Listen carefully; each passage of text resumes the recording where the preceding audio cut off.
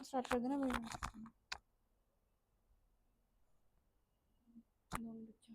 ठीक है, पानी वगैरह यहाँ पे लाएगा जो भी लाना।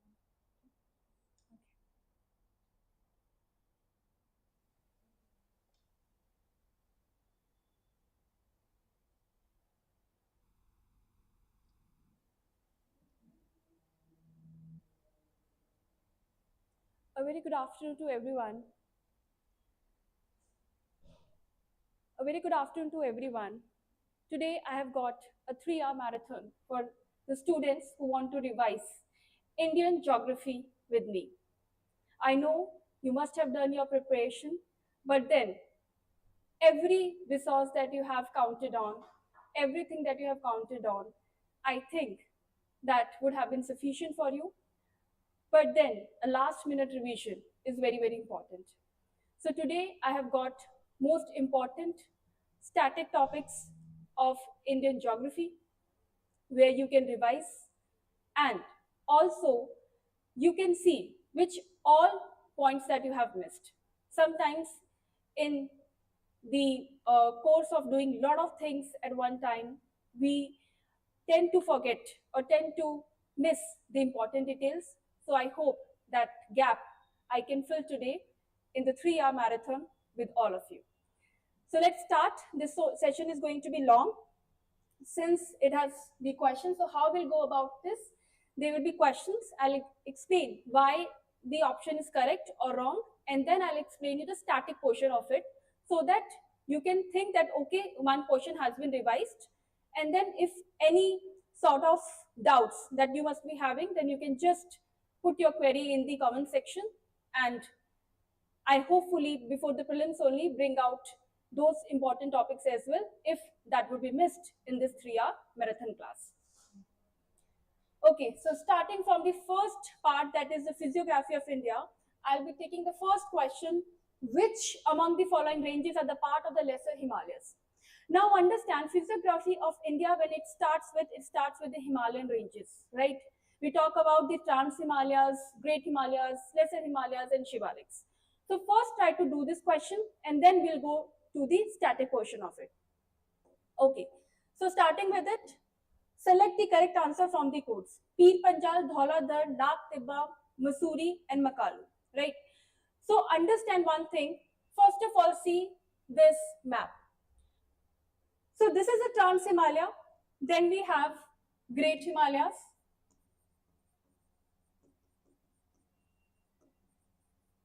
And then we have Lesser Himalayas, right? So Great Himalayas, first we have Trans, then we have Great, then we have Lesser, and then we have Shivaliks, right? This is the order that we follow, right? First, learn this pattern, okay? Now I'll move to the map. So first thing that you have to remind yourself, so this session is very important. Why? I want to make you revise all the things on your tips. That's why I have conducted this session. So let's learn it along with me. So Trans, Great, Lesser, Shivalik. Forget the map first. Trans, Great, Lesser, and Shivalik. Then don't just forget the Trans first. I'll discuss about this later. Come to the Greater Himalayas, okay? Now, after Greater Himalayas, we have Lesser Himalayas. So Lesser Himalayas is divided into how many ranges? The first range that we have is Pir Panjal, where what is lying? Kashmir, right? Pir Panjal, Kashmir. Then we have Dhauladhar, what is lying? Kullu.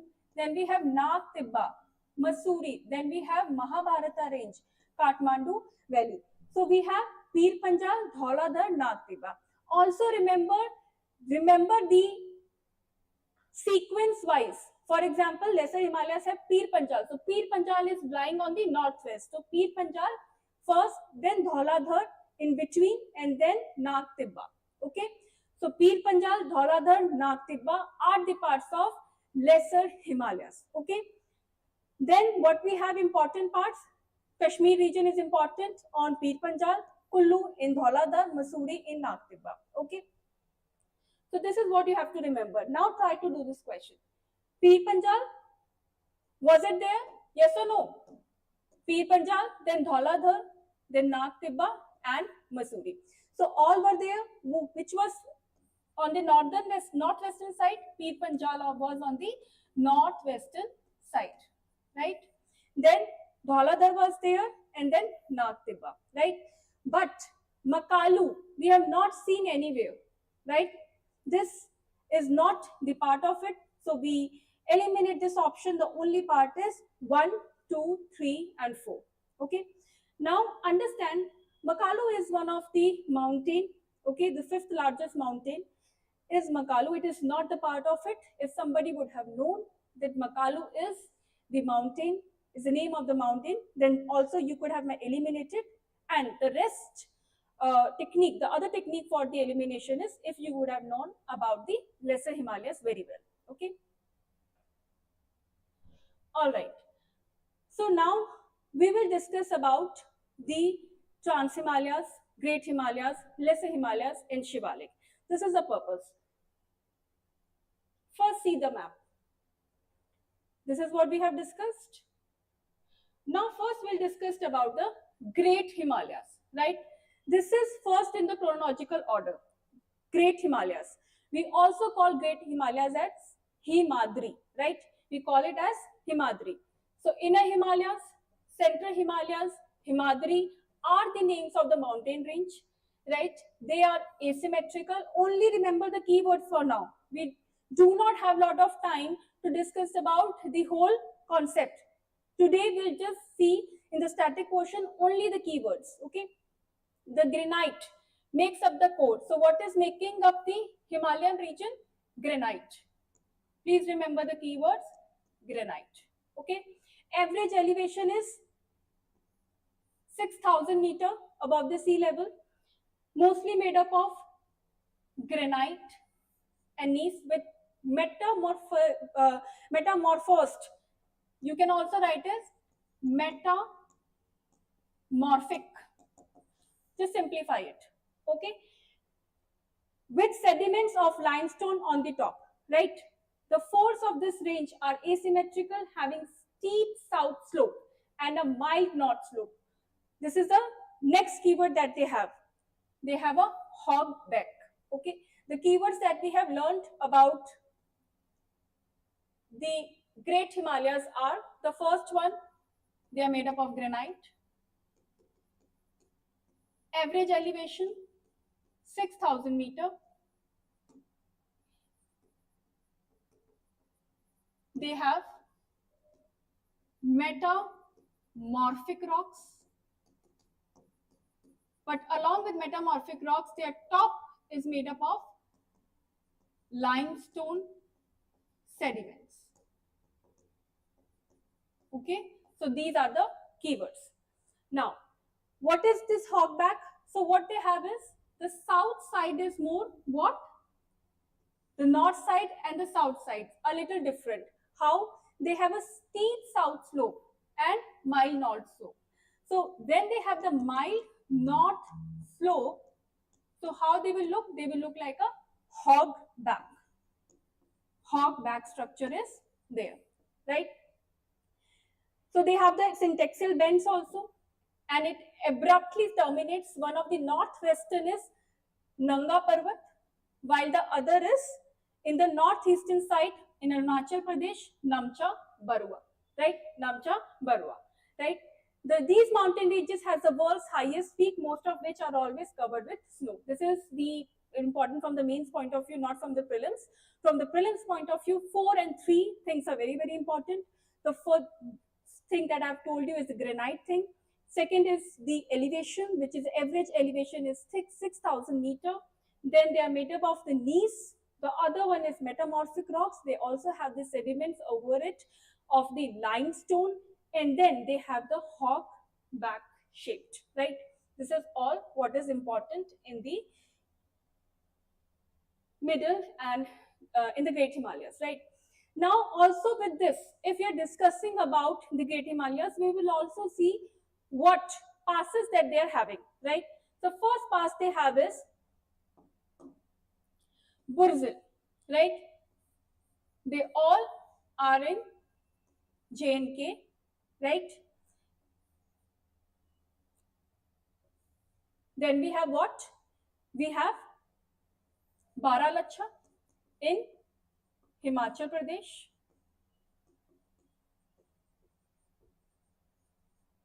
Right? Then we have Shipkila. From Shipkila, what is coming? Satluj River enters.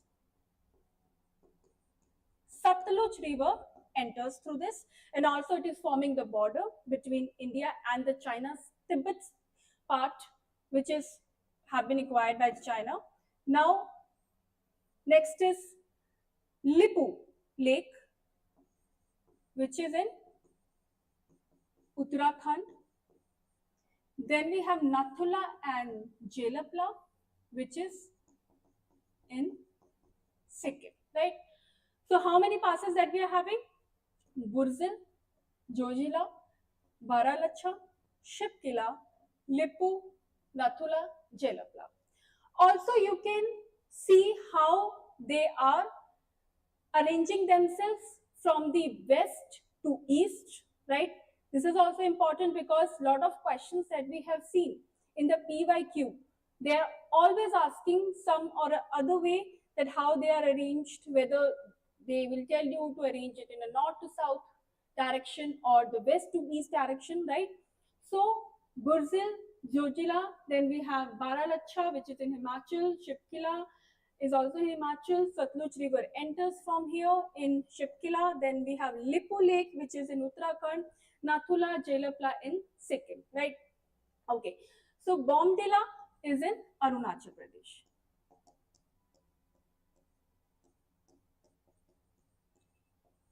Now talking about the passes of Middle Himalayas, right? Which is also the Lesser Himalayas. We can call it as the Lesser Himalayas also, right? Rohtang,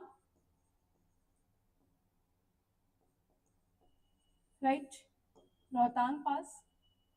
Then we have Banihal and Pir Panjal Pass, right? Pir Panjal Pass. So these are the important passes that are there in different Himalayas, right? Great Himalayas and Middle Himalayas. Now talking about Lesser Himalayas, only the keywords we will see. They are also called lesser. This we have done. Their average elevation, please see the average elevation is 3,000 to 5,000. Prominent ranges are, this is also we have discussed, Nag Tibba, Mahabharat range, Dhauladhar, Pir Panjal, Masuri range. All of them has been discussed, right? Then we have various important rivers. Here are Jhelum and Chenab passes through this range. Very important point for the prelims. Extremely important point for the prelims that they have what? Rivers like Jhelum and Chenab passes through this range. Please learn it right here. Then the famous valley of Kashmir lies between Pir Panjal and Jhaskar range. The Jhelum river cuts through. This has been one of the important question in which year? In 2023. Okay, so we cannot miss this point. The famous valley of Kashmir lies between Pir Panjal and Jhaskar range. The Jhelum river cuts through Kashmir Valley. They are also the home to famous hill resorts that we know, Shimla, etc. Ranikhet. Okay, so again we'll revise once again. Lesser Himalayas, what are they? This we have learned. Lower Himalayas भी बोलते हैं उनको, Lesser Himalayas भी बोलते हैं. Average elevation कितना? 3,000 to 5,000. Then the ranges that I've talked about, please remember in a sequence manner. Okay, don't learn it like that. Learn it in a sequence manner. If Pir Panjal comes in the west, first learn the Pir Panjal only. Pir Panjal, then in middle we will having what? I'll show you the map so that you can revise. So first we'll have Pir Panjal, then we have Dhauladhar, right? PDNM, right? If you have any mnemonics to learn, then you can learn it in your own way also. Pir Panjal first, then Dhauladhar in middle, then Nag Tibba and Mahabharata. Please learn in this way only. Right?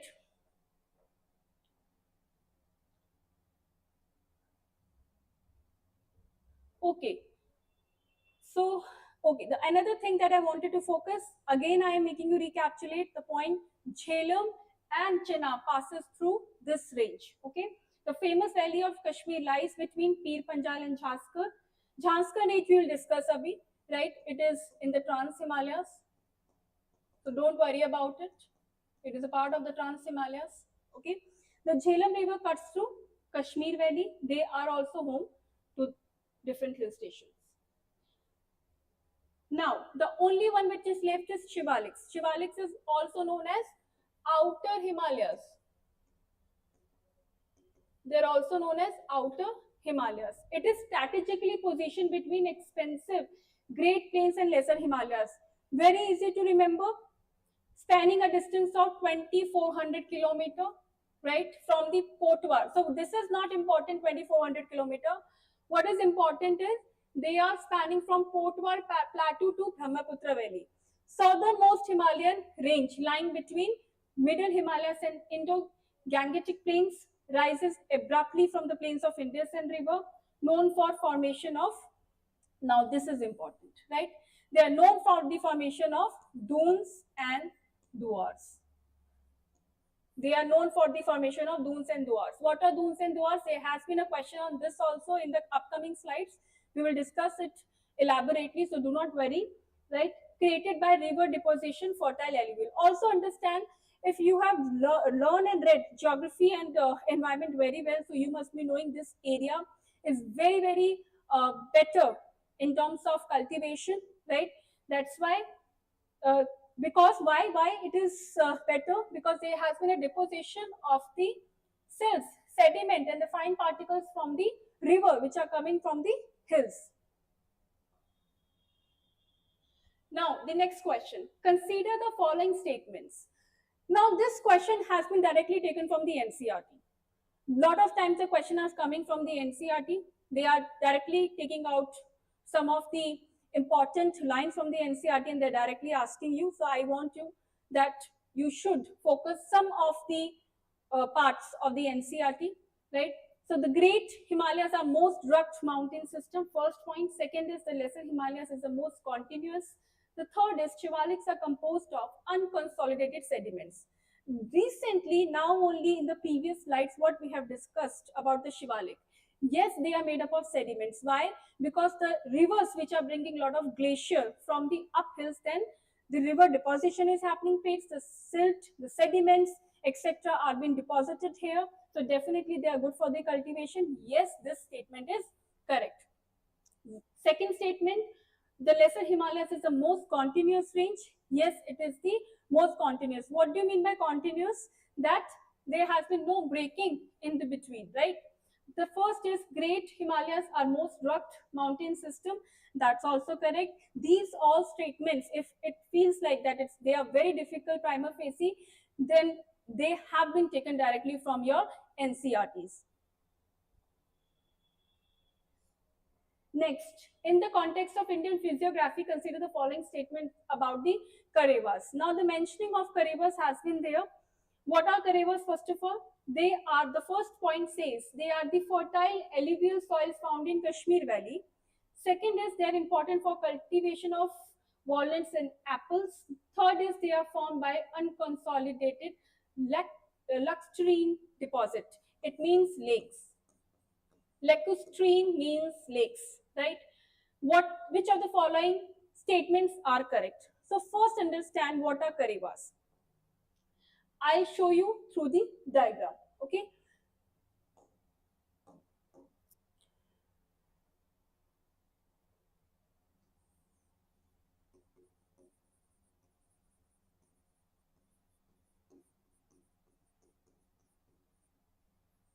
So can you see this basin, right?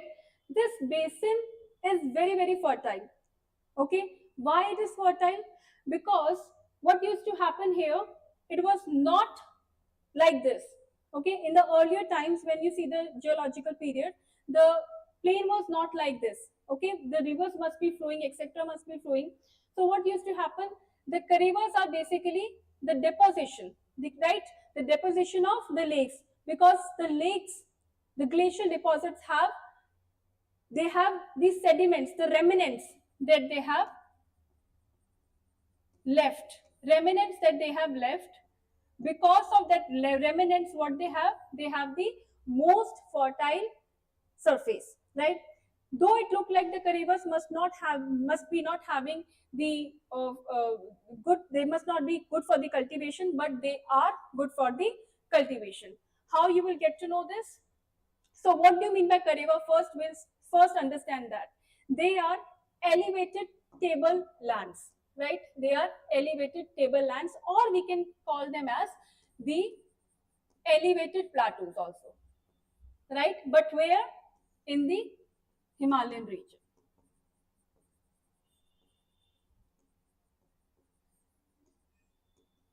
Okay. So in the Kashmir dialect, the term Karevas means elevated tableland or the elevated plateaus in the Himalayan region. Okay, the first point. The second is they are the plateau-like formation. Wudr is the local name for Karevas. You also call it as wood, okay, in Kashmiri language. Karevas are thick deposits of glacial clay and other materials embedded with moraines. Please do not get into complex terms like moraines. Just remember they are the remnants of the glacial deposits. Because जब remnants वहाँ पे रहते हैं, remnants का मतलब कि जब आपका जो glacial है, उनके सब बहुत सारी चीजें होती हैं, ठीक है? जब सेडिमेंट्स एक्सेट्रा वहाँ पे रह जाते हैं तो वो जो एरिया है बहुत फर्टाइल होता है और वॉलनट्स, एप्पल्स, different तरह की क्रॉप्स उगाने के लिए that is very much suitable. Okay, just remember that they are unconsolidated lacustrine deposits. Lacustrine is lakes, ठीक है? These are lakes. कहाँ पे मिलेगा? हिमालयस में मिलेगा, ठीक है? अब एक मिलता कहाँ पर है? Karevas are only found, not only found, they are majorly found in Pir Panjab. In Pir Panjab. Okay, these deposits are not only fertile but also contain fossils during the Pleistocene period. So if you want to take care of this part, then it's okay. Otherwise, I don't think for the prelims point of view it is that important, but let's read. During the Pleistocene period, uplift of Pir Panjal ranges blocked the river flow, turning the Kashmir Valley into large lakes. Over the time, the glacial deposits accumulated in this lake, forming Kareva deposits. This is what I have explained you in the simple language earlier also. Okay. Okay, so we have to mark the answer also of the question. So you only try. They are the fertile alluvial soils found in the Kashmir Valley. If you see the map, where they are? Pir Panjal in Kashmir only, right? So yes, this is correct. They are important for cultivation. Absolutely correct. They are formed by unconsolidated lacustrine deposits. Definitely correct. So right answer is 1, 2, 3.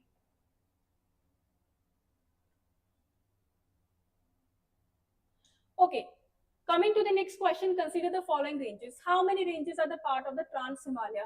Take 1 second or 2 seconds and solve the question.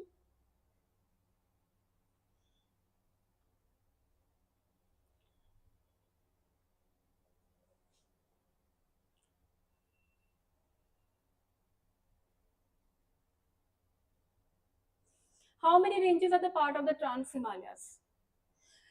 So we have started from the Great Himalayas, Lesser Himalayas and Shivalik. That is what we have discussed. We have discussed the key points also. We have seen the passes also, right? And important features, relief features, if any of them present in like Karevas, etc.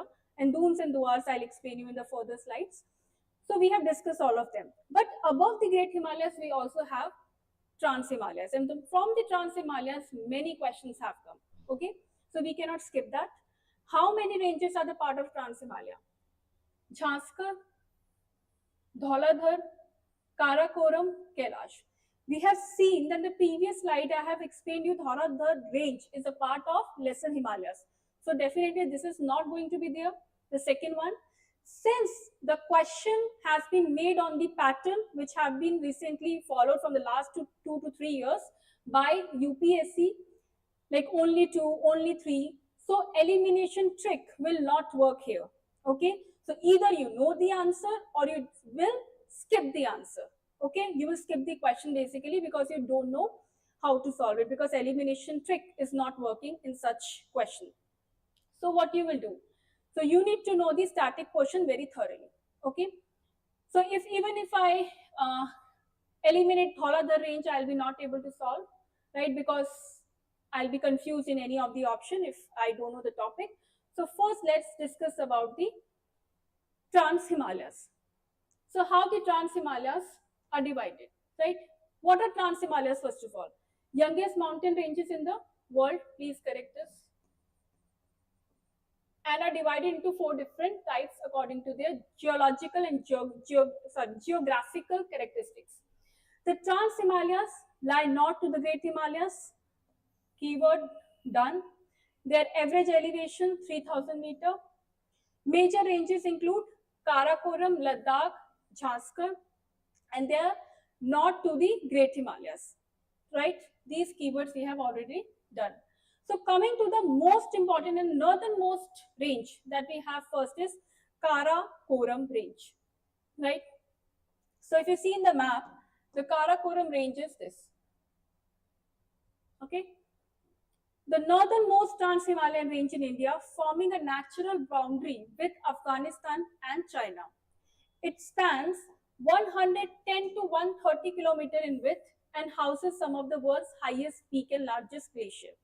For example, K2, Mount Godwin Austen, is the second highest peak in the world. Major glaciers here are Siachen and Remo Glacier. It is also known by the name of Krishnagiri range, right? Some of the important points of the Karakoram range, what are they? First of all, talking about the glacier, Siachen and Remo Glacier, also known by the name of Krishnagiri.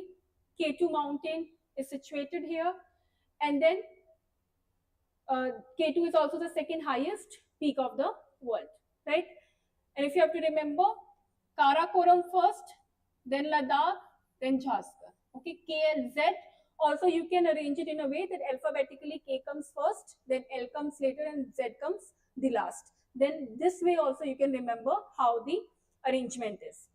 The next is Ladakh range. Okay, it is located to the north of Leh. It is a part of Trans-Himalayan range. We already know that. It merges with Kailash range in Tibet. So Ladakh range merges with Kailash range in Tibet. Which are the important passes here? Khardungla and Digarla, right? These are the important passes in Ladakh range. This is very, very important point from the prelims point of view. I'm again writing so that you can remember. And the region is drained by Indus River and its tributaries Shyok, Nubra, and Hanle. Deosai Mountains, Deosai Plains you must have heard, situated towards the southwest of the Indus River in Pakistan, occupied POK, are occasionally considered the part of Ladakh range. Just remember, Deosai Mountains are related to Ladakh range. That's it. Deosai Plains are the part of Ladakh range. The Kailash range in the western Tibet is also considered the westward extension of Ladakh range. The highest peak in the Ladakh region of India is Saltoro Kangri. Saltoro Kangri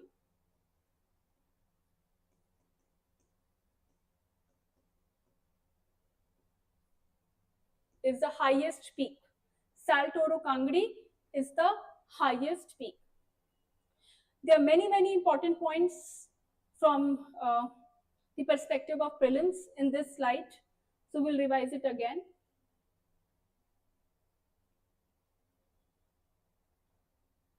The first point is the passes that we'll talk about. The first part is Khardungla, right? And Digarla in the Ladakh range. The next is that further tributaries are drained in this region, which is Shyok, Nubra, and Hanle. And do not forget, from Shyok, Nubra, and Hanle, we had a question in previous years. So we cannot just take it lightly. This is one of the most important facts. Deosai Plain is related to Ladakh range. Kailash range in western Tibet is also considered the westward extension of Ladakh range. The highest peak in the Ladakh range of India is Saltoro Kangri. So Saltoro Kangri is the highest mountain peak in this range. Next we have is Janskar range. The range stretches from 400 km from western end of the Indian state of Himachal to eastern. What is the elevation? 6,000 meter. The highest peak is in the Janskar is Kamet, which is 7,756, not important. Passes here are Jozila, Shipkila, and Mana. Many rivers originating different branches of this range flow northward and join the Great Indus River. These rivers include Shingo River, Janskar River, Henle, Suru, and Khurana River. Also see here, this is the range. This is Ladakh, this is Karakoram, right? So important points, revising again. Janskar range is situated in the south of the Ladakh, right? Ladakh range. Then the range stretches 400 km from the western end of the Indian state of Himachal Pradesh to the eastern border of Ladakh. So कहाँ से कहाँ तक जा रही है? Western end of Himachal to eastern border of Ladakh with Tibet. Elevation कितना है? 6,000. Highest peak, Kamet. Important passes, Jozila, Shipkila, rivers, Shingo River, Janskar River, Hanle River, Suru River, right? These are some of the important rivers, okay? The next question that we'll be moving on to is, so the question that we have just seen, we'll be also marking it.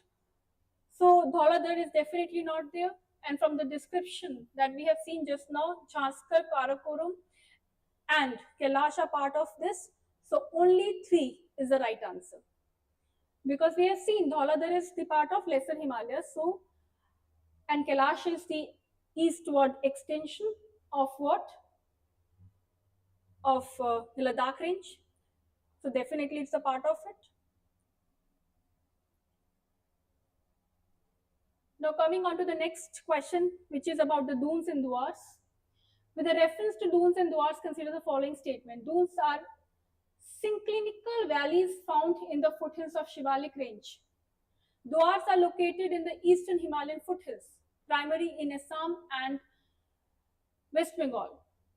Both dunes and duars are formed by tectonic activity and are characterized by tea plantation. So which one of them is correct? Always remember, dunes is connected to Shivalik, definitely, but this is formed between the Lesser Himalayas and Shivalik, in between of it, right? And it is saying in the foothills of Shivalik. So this is wrong, okay? What are dunes? These are the valley-like structure which have been formed in between of Lesser and Shivaliks, not at the foothills. Foothills would have been here, not at the foothills of Shivalik. It is in between.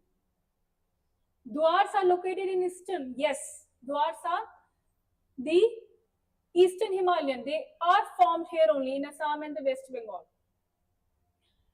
But there is a difference. Dunes are formed because of the tectonic activity, while duars are formed because of the river depositions activity, river depositional activity. And who is doing this river depositional activity in these areas? We have a very famous Ganga Brahmaputra river system.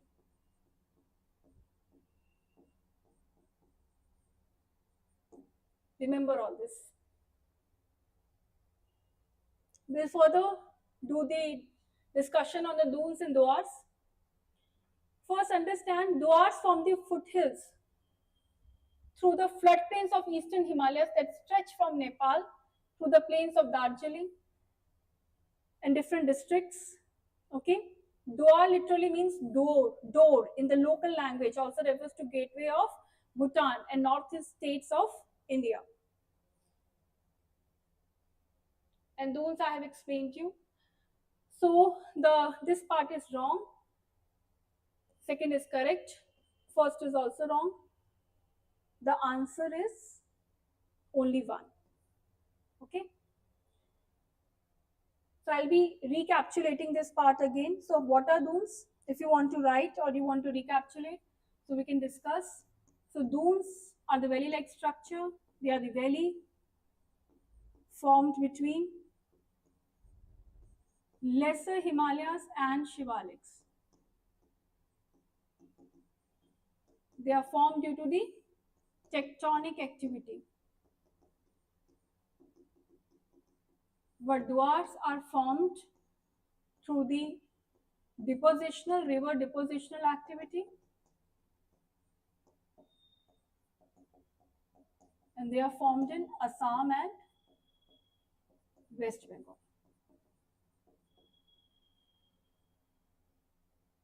Okay, next question. Consider following statements about the Bugyals. So this is also the term mentioned in your NCERT, Bugyals. Just have a look at it. These are high altitude alpine meadows found in the Himalayan region.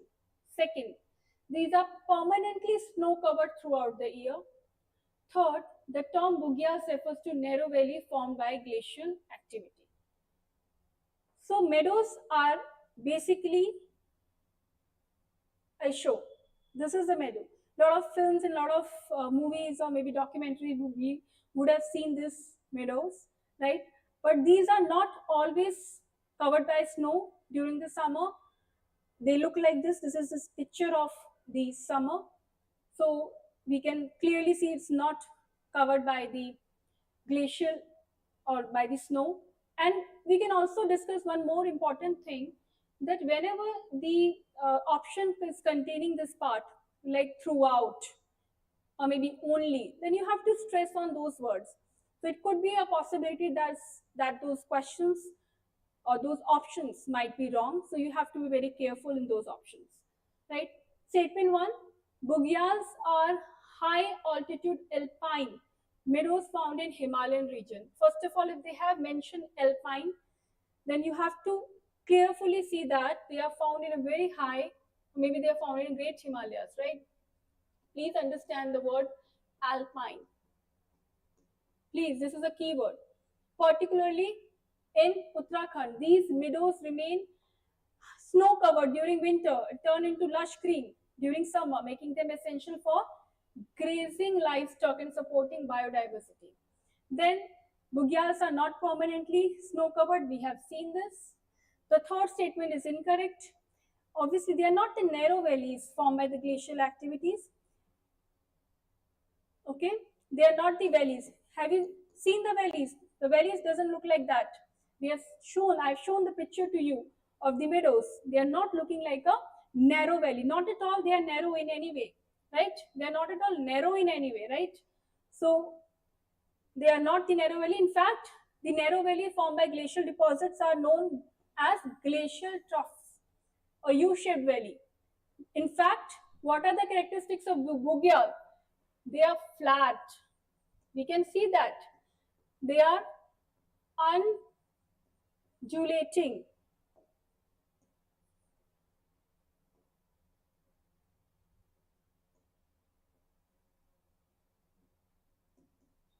Right?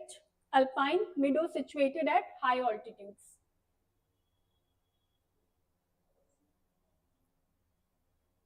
So this is wrong. This is also wrong. First is correct. Now try to solve this part. Patkaibam.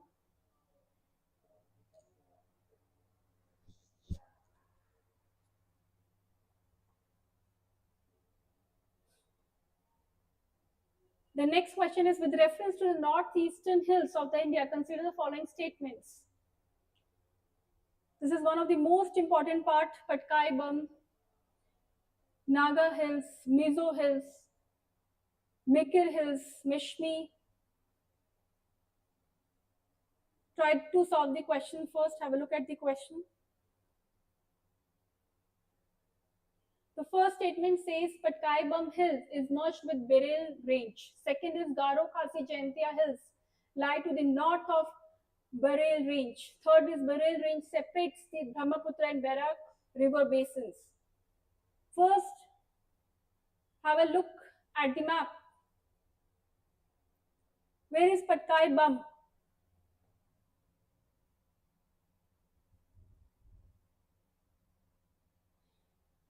Here is Patkai Bum, right? So what is the first statement saying? Patkai Bums goes to the Beryl Range. This is what it is saying.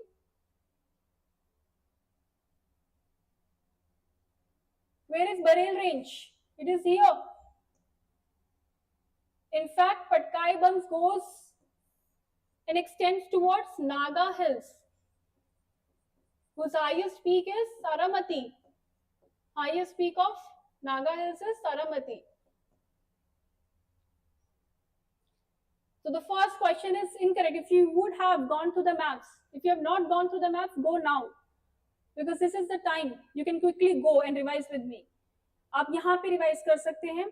Patkai बम कहीं से भी Barail range तक extend नहीं हो रहा है, specially towards this side. It is, this is the Naga Hills, right? And where is Beryl Range? In Assam. So if we see the whole map, the first there is Dafla. It's in Arunachal. Okay. Then we have Abor. Here you will also find Abor. Then you will find here Mishmi Hills, Arunachal only, right? From here, the river Lohit is coming, right? In Brahmaputra. Then we have Patkai Bum. Then we have Naga. Then we have Mizo Hills. And Beryl Range is extending from in this part, right, in Assam. Garo Khasi Jaintia are in Meghalaya Plateau.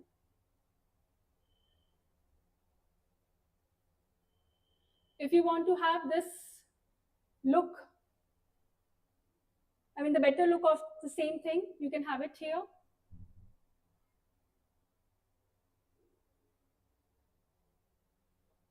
Naga, Manipur, Lushai. Lushai and Mizo are same. You call it Lushai or Mizo Hills.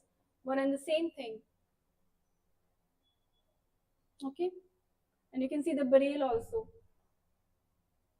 Now try to solve the question. So Patkai Bum merged into Beryl? Definitely no. They are merging into Naga Hills. Then Garo Khasi Jaintia lie to the north of the Beryl Range. It was not quite clearly visible in the map. If you see on the map of any of the map that you have taken, for example, Oxford or any Black Swan book that you must be carrying, so have a look at it. Beryl is lying to the north of Garo Khasi Jaintia, okay? Assam lies above of Meghalaya, right? So Garo Khasi Jaintia lies to the north. No, this is wrong. To the south of Beryl Range. Also, you can have a look at it just now. So this is wrong. This is also wrong. Beryl Range separates Brahmaputra and Barak river basins. No. Okay. So take care of the first statement, which is statement 1. Patkai Bum Hills merge into Naga Hills, where Saramati is the highest peak. I'll discuss about all the peaks now in the upcoming slides. Statement 2 is incorrect. Garo Khasi Jaintia lies to the south. These hills located in Meghalaya, south of Beryl Range in Assam, right?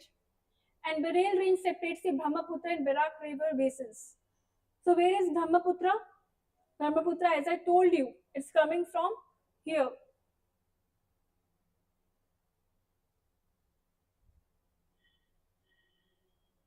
So if you look at the map, I'll just rub it off.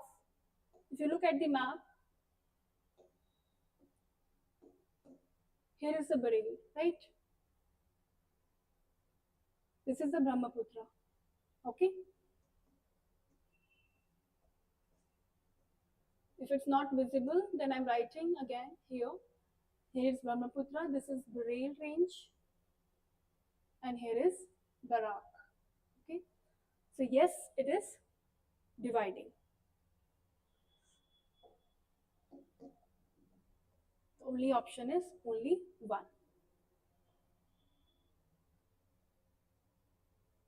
Okay, so now I think it's a time to discuss about the Purvanchal Hills. Why? Because these are one of the most important topic from where the UPSC has been giving a lot of questions, and they will be giving a lot of questions in the next exams as well. So we cannot skip this part. What are Purvanchal Hills? These are the eastern hills, are the easternmost extension of the Himalayas, curving southward and eastward. What we have seen just now are the Purvanchal Hills only, right? Vishmi, Patkai, etc. These hills run through the states like Arunachal, Nagaland, Manipur, Mizoram, Tripura, and parts of Assam. If you want to learn these states also, then please do. Towards the region of Dihang Gorge, the Himalayas take a rapid southward turn because of the syntaxial band and form a series of relatively low hills. Collectively, these are known as Purvanchal, as they are located in eastern. Obviously, from the word itself, it is evident Pur means east. They extend from Arunachal in the north to Mizo in the south. Right? These are the keywords. You can again have a look at it. Some of the keywords that are written here.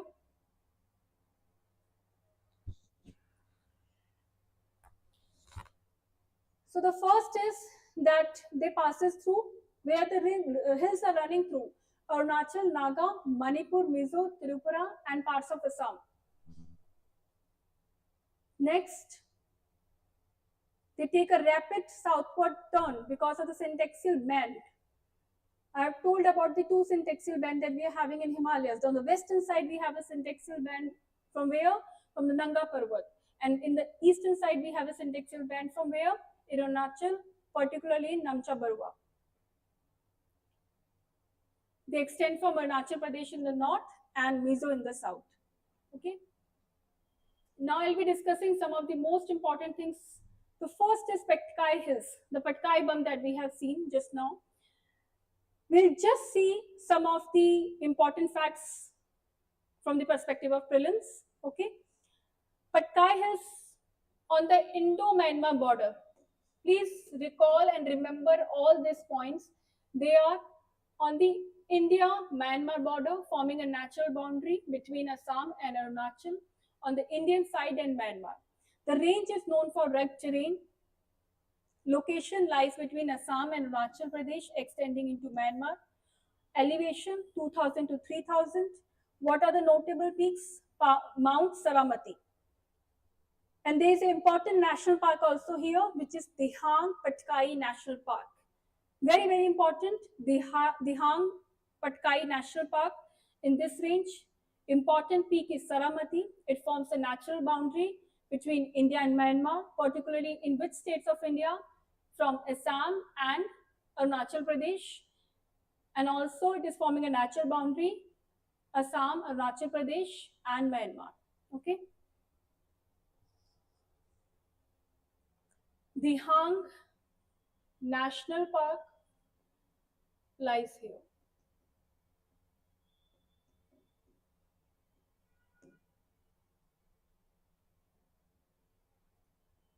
This is Dihang National Park.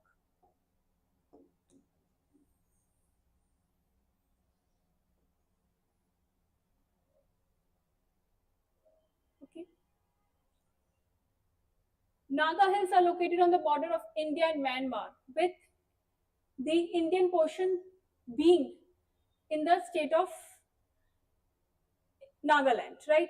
So next we have is a Naga Hills. So after that we have what? So please remember the order also. They are part of the larger mountain system, including Patkai Range, which merges into Arakan Yuma system. The highest peak of it is Saramati Mountains. Important national park here is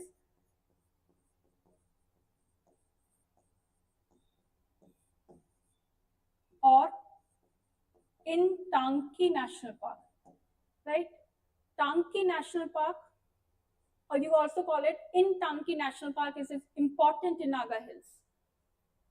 This is some of the very, very important national parks here, right? You call them with either of these names. And there is important highest peak, Saramati Peak here. Since it is also the part of the Patkai, so do not get confused why Saramati is taken twice in Patkai also in Naga. Okay. Next peak that we have. So Patkai done, Naga done, then we are coming to Mizo. Mizo is also known as Lushai Hills. They are also known as with the name of Blue Mountains. Okay. Highest peak, Phuong Pui. Right. There is a national park also with the name of Phuong Pui National Park in Mizo Hills. Only some of the important keywords you have to remember. Then we have the Manipur Hills.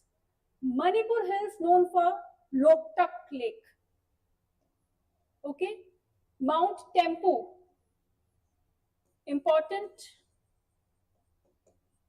Mount Tempu is the highest peak. Also, we call this as Mount Isu. दोनों में से जो भी name हो, just tick them. Both are correct. Now, important national park, Kaibul Lamjau National Park. These are most important topics from the prelims point of view. We'll revise it again because what I feel is these are very, very important. So from the Purvanchal Hills, the first one we have taken is Patkai. Patkai is forming a natural boundary. Important national park, Dihang. Important mount is Saramati, mount highest also. Since Naga is also the part of the whole Patkai range, so here also we'll call the Saramati mountain is the highest peak here. Important national park in Tanki National Park here. Okay. Next we have Mizo. Mizo is also known as Lushai Hills. Important is Loktak Lake here. And the highest peak is Phuong Pui. There is important national park with the same name, Phuong Pui National Park. Next we have Manipur Hills. Manipur Hills known for, okay, I did a little mistake here. Just hold on. Okay, so Mizo are not from, okay, sorry. So Manipur is related to Loktak Lake. Okay, Manipur is related to Loktak Lake. Please correct this fact. Manipur is related to Loktak Lake. An important mount here is Mount Tempo, Mount Iso. Important national park, Kaibul Lamjau National Park. Now, extremely important question here. Please arrange the following sequence. Not many times we have discussed already, but then we will get stuck onto the chronological order, which is also very, very important. Now arrange them. Mikir Hills, Mishmi, Dafla, Lushai. So if you see Dafla is in the Arunachal Pradesh, okay? Then Lushai is down. We have just discussed in Mizo, right? Mizo Hills it is. If you look at the map again, so where is Dafla? Here.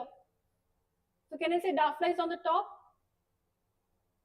Lushai is in Mizo, okay?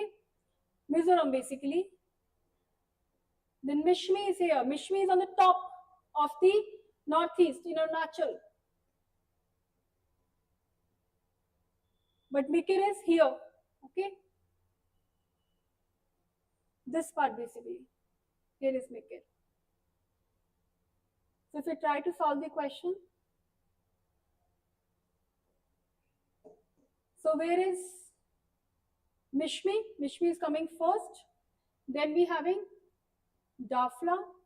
Then we are having Mikir. Then we are having Lushai. Just with the help of map, we have been able to solve this question. For the explanation, I'll be telling you, it is in Arunachal, Lushai, Mizoram, Mishmi, again Arunachal, Mikir, Assam. The right option is C, 2314. Next question, consider the following statement about the northern plains of India. Bhabar is a narrow belt parallel to Shivalik foothills. Second, the Tarai lies north to the Bhabar region and is swampy. Third is south of Tarai lies to the Bhangar and Khadar plain with mature fluvial features. Which one of the following statements are correct?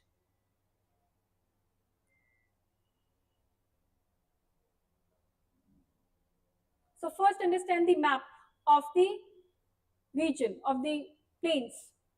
So first is Bhabar. The first in a chronological order is Bhabar.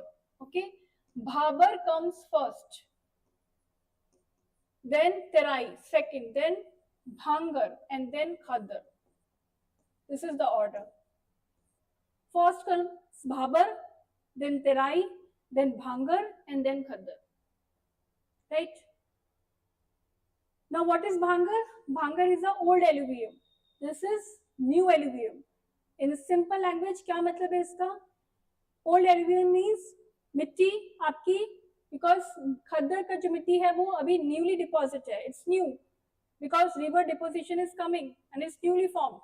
तो इसको, this is good in cultivation. The khadar is most better, I mean suitable for the cultivation.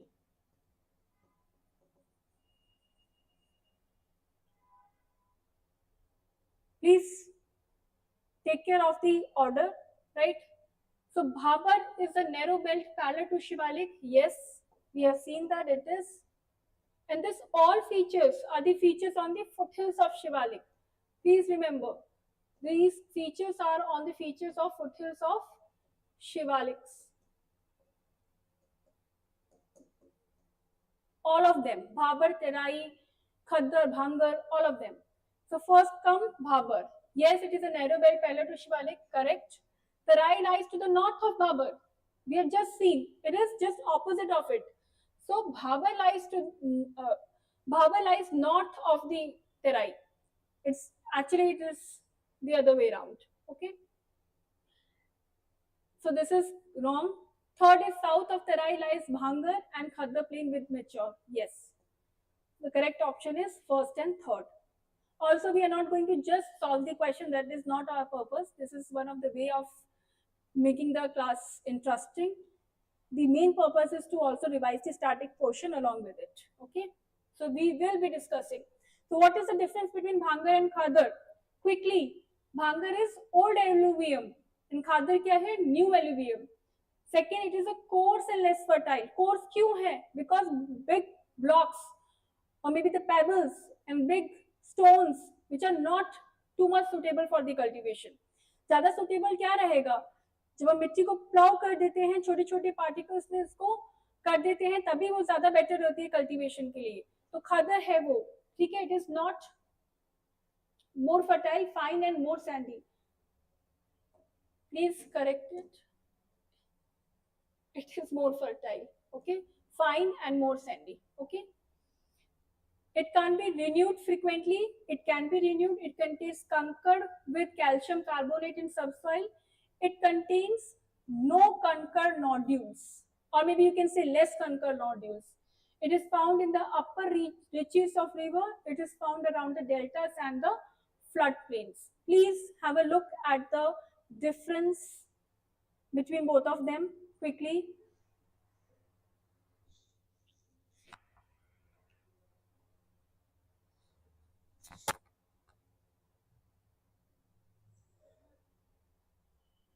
It is old, it is new, coarse, less fertile, it is more fertile, fine and more sandy. Good for cultivation, it is not so good. It cannot be frequently renewed, it can be. It contains concrete, it does not contain concrete. It is in the upper reaches of river, it is found around the deltas and the floodplains. Okay. Next, Bhabar and Terai. We have just discussed, it lies parallel to the Shivalik ranges. The belt exits south of the Bhabar. The width is 8 to 16 kilometers. 8 to 16 kilometers is the width of Bhabar. It is almost parallel It is about the Terai. The area is highly coarse in nature due to many pebbles and kankars found over here. The area has got highly fine sediments due to the deposition made by several streams. So which one is having more fine sediments? Terai. Okay, and which is going to be more cultivable or maybe the more fertile, Terai, as compared to Babar. We are having a differentiation between Babar and Terai for now. Now we are going to come to the most important part. I think a lot of people have this, students have this difficulty in understanding the hills of Peninsular Plateau and Deccan Plateau. They have this important, they should have this important understanding of this region, because a lot of times this question has come from this region, either to arrange it in a chronological manner, or either to arrange it or maybe to define which hill is found in which part, right? So we'll have a detailed discussion on it too. First, the question is arrange the hills from the north to south. Baba Budan, Gajrat Hills, Palani, Shivroy, right? पहले हम देखेंगे कि किस तरह से placed है सारे hills. First, try to understand how the plateau is basically divided, right? So we have this peninsular plateau divided like this. Okay, we have a central highland,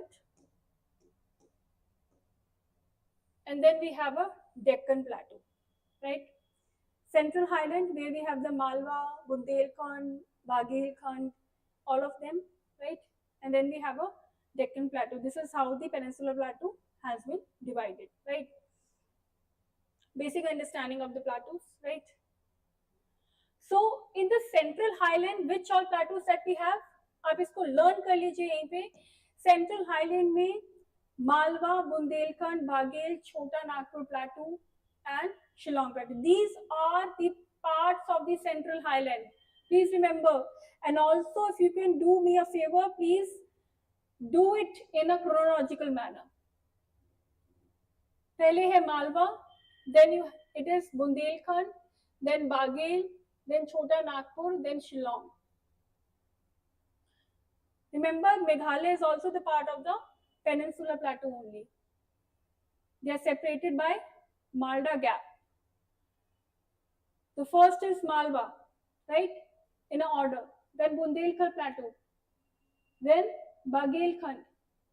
And this Bundelkhand Baghelkhand forms the eastward extension of the central highland.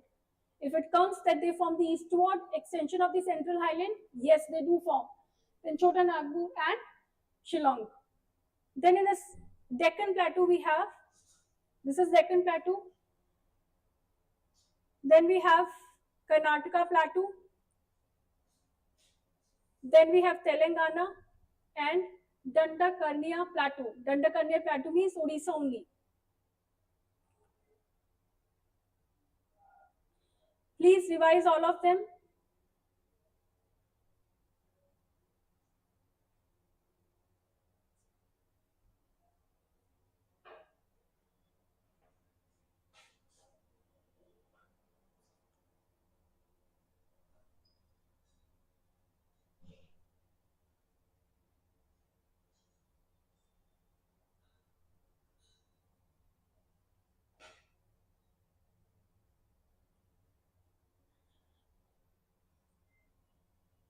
Okay, so now we'll go through the hills. इस hill को जितने भी hills हैं, we'll revise it now only in this class itself, right? So the first hill that they have mentioned in the question is the Baba Budan Hills. Where is Baba Budan Hills? In Karnataka. This hill is very important for the coffee plantation. Very important. Coffee plantation, right? Then we have Nilgiri. Nilgiri is in after the Baba Budan. Then Annamalai. The highest peak of Annamalai Hills is Anaimuri. Then next we have Agasthamalai. And then we have Cardamom Hills. In fact, the Western Ghat is having the highest peak, which is the Annamurai Hills. Mudi Hills, right? So the first thing that we are going to discuss is the hills. So should we start it from the first part only, which is the Balaghat range, right? We have Harish Chandra ranges here. If you want to skip this part, that's fine, but at least learn how the ranges are arranged. So the first range that we are having is Ajanta range, which is first. Then we have Balaghat range, which is second in the order. Then we have Harish Chandra range, first, second, third. Then comes Karnataka. Karnataka में Baba Budan Hills. Baba Budan Hills के बाद आपका आता है Nilgiri Hills. Nilgiri hills के बाद आपका Annamalai hills. Annamalai hills का important peak Anamudi. In fact western Ghats का सबसे बड़ा हिल, सबसे important prominent hill is Anaimudi only. Then we have Agastyamalai and then we have Cardamom. BNAAAC. You can remember it like that. Annamalai, Agastyamalai and Cardamom Hills. This A is extra. On the eastern side also we should see. We have very important Mahendragiri in Odisha. Then we have Rampa Hills. We can arrange the ranges also like that. Velkonda range. Nalla Malai Hills. Where it is? All of them in Andhra. Then we have Palkonda Hills. Kya hai yahan pe? Very famous Tirupati Balaji temple we have. Then we have Nagari Hills. Then we have Javadi. Please arrange it. So first, very, very important. You don't have to remember all of them. I'm just marking the most important one. Mahendragiri in Odisha. Then we have Rampa Hills in Odisha itself. Then Velkonda Range, Nalla Malai Hills, Palkonda Hills, Javadi Hills, Chevroy in Tamil Nadu, Pachai Malai in Tamil Nadu, Palini in Tamil Nadu, and Varushnad Hills in Tamil Nadu.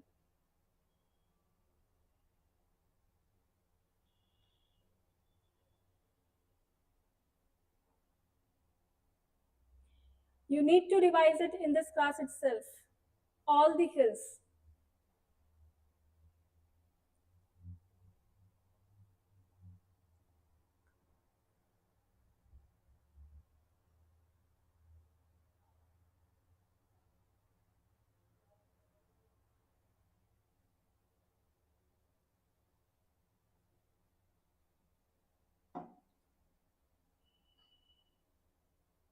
We'll be revising this again.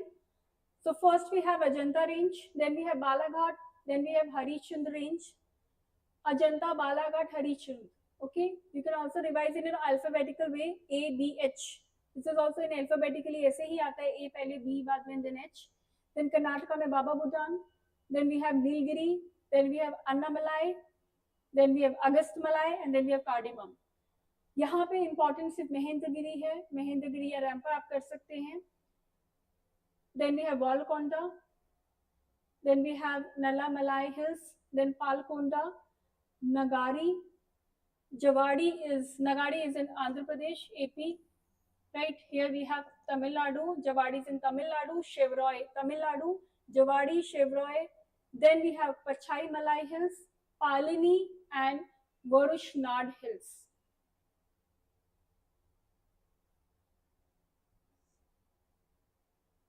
To understand, you can keep this P and P together so that you can remember there is something. These are in between Varushnad in the later part. Okay. On this will come later on, right? Now, if we have to arrange, now I think by now you must have learned Baba Budan, Karnataka. This is in Orissa, Jagrat, then Palani in Tamil Nadu, Chevroy in Tamil Nadu. Now, if I ask you the question, Palani is lying first and Chevroy is lying later. Which one is lying later? Obviously, Palani, right? Can we see the map again? Palani is here, right? Chevroy is here. In between, we have Pachai Malai. This is how you have to remember. Right, then you can arrange. It is from, also remember you have to see this north to south or south to north. Please don't forget that. So first we have first, then we have, first we have Jagrat, Gajrat, second, then we have first, then we have fourth, and then we have third. This is C is option.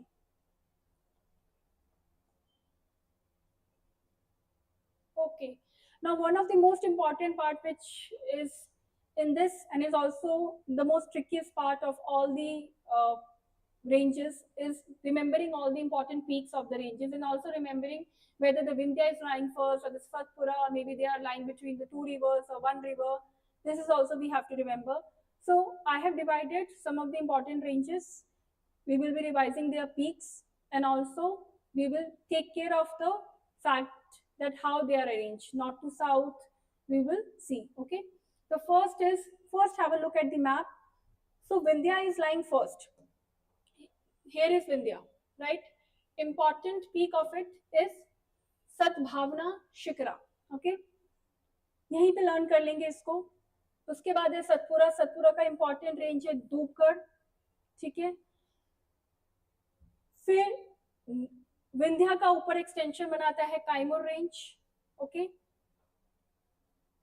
Ajanta range Satpura के नीचे है. फिर eastward extension में एक Mahadev range है. फिर यहाँ पे माइकल रेंज है. माइकल रेंज का इंपॉर्टेंट पीक है Amarkantak.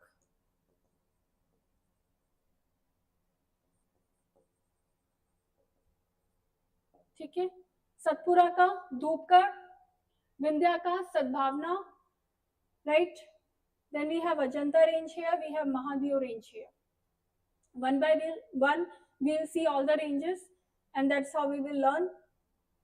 The first range is, so what is the Vindhya range? First of all, we'll discuss that.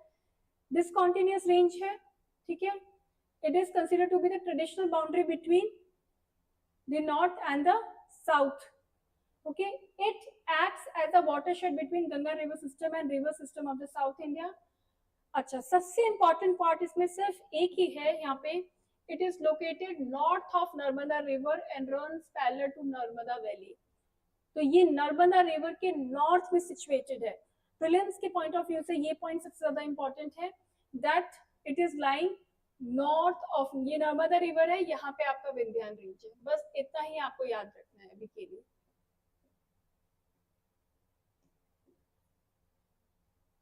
अगर आपको लगता है और भी कुछ लर्न करना है तो एक चीज और लर्न कर सकते हैं कि डिसकंटिन्यूअस चेन है माउंटेन रेंज का.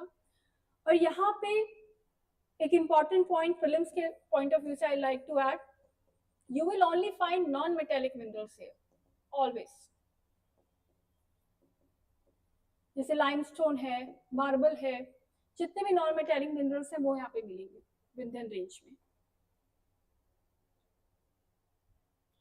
अब सतपुरा रेंज की बात करते हैं. Satpura range lies to the eastern Gujarat, runs through the border of, अब कौन कौन सी स्टेट्स को कवर कर रहे हैं? Gujarat, Maharashtra, Madhya Pradesh and ends in Chhattisgarh. तो how many states? 1 2 3 4. Gujarat, Maharashtra, Madhya Pradesh and Chhattisgarh. ये एक रेलिक माउंटेन है विच इज हाईली डिनेटेड, मतलब बहुत ज्यादा एक तो डिसकंटिन्यूअस है और बहुत ज्यादा डिनेडेशन हो चुका है. It lies to the south of Vindhya range. We have seen it in the map.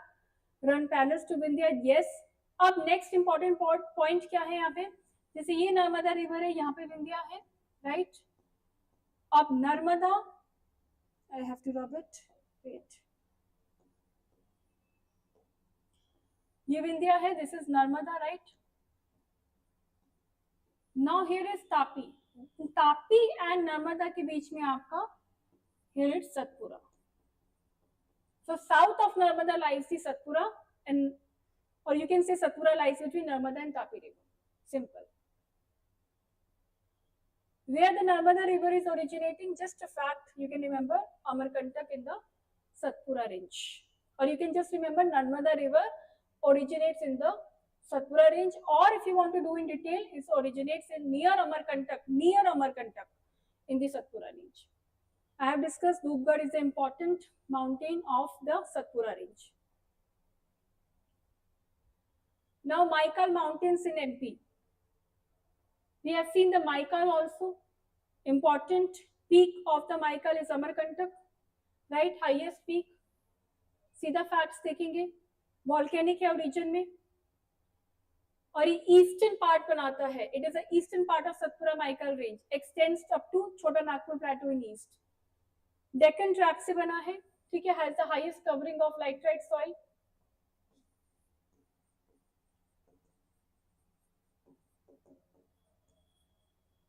Michael range volcanic है ओरिजिन में, ठीक है. सबसे इंपॉर्टेंट पार्ट क्या है इसका? Narmada Son originate from Amarkantak plateau. Amarkantak peak बहुत ही इंपॉर्टेंट पार्ट है माइकल रेंज का, राइट. अब अमरकंटक पीक तो है ही इंपॉर्टेंट. अब यहाँ से आपको ये भी याद रखना है कि नर्मदा सोन यहाँ से ओरिजिनेट होता है अमरकंटक प्लेटो से, ठीक है. या फिर अगर बोले कि Narmada originates from Amarkantak plateau, then say yes. Okay. We will have a look at it once more. Ajanta, Mahadeo and Maika. ठीक है.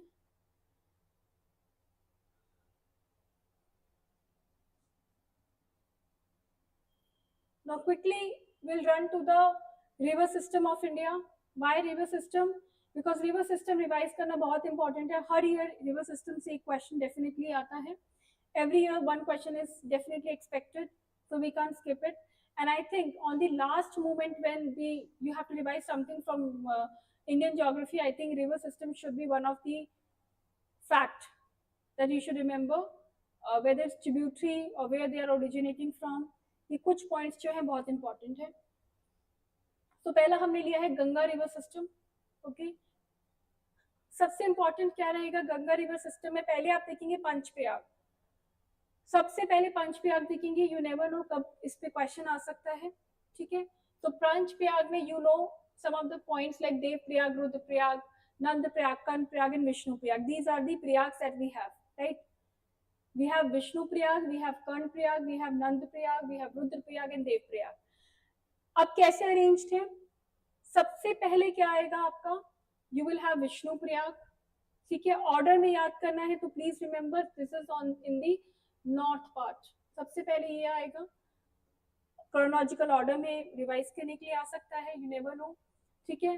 Vishnuprayag is first, then we have Nandprayag, then we have Karnaprayag, then we have Rudraprayag, then we have Devprayag, right. अब इसको कैसे याद रखेंगे? Devprayag is form by confluence. Confluence मतलब जब दो रिवर साथ में मिल रही है. अब जब दो रिवर साथ में मिल रही है तो they are making what? Confluence. So we'll learn it order wise only. नीचे से यहाँ से स्टार्ट करेंगे विष्णु प्रयाग से. Dhauli Ganga and Alaknanda meets, so they form Vishnu Prayag. Alaknanda and Pindar meets, they form Karna Prayag. नंदाकनी and Alaknanda means they form Nand Prayag. Mandakini and Alaknanda means they form Rudra Prayag. And Bhagirathi and Alaknanda meets, they form Dev Prayag. Please have a look at it. You have 2 minutes.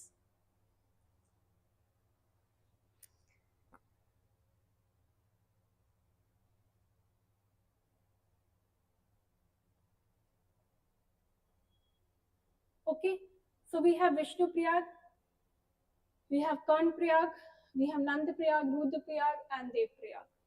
This is how they have been arranged. And also remember Nand Prayag is confluencing with which river, and then they are forming such Prayags.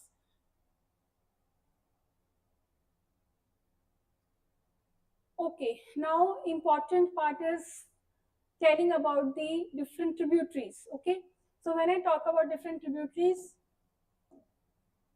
then this is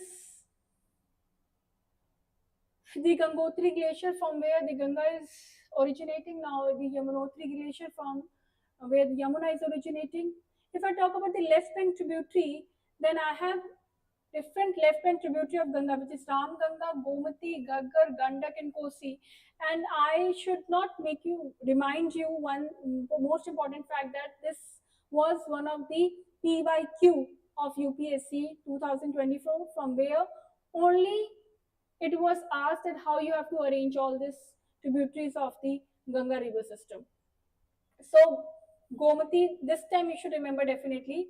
The first is Ramganga, then it is Gomati, then Ghaggar, then Gandak, then Kosi.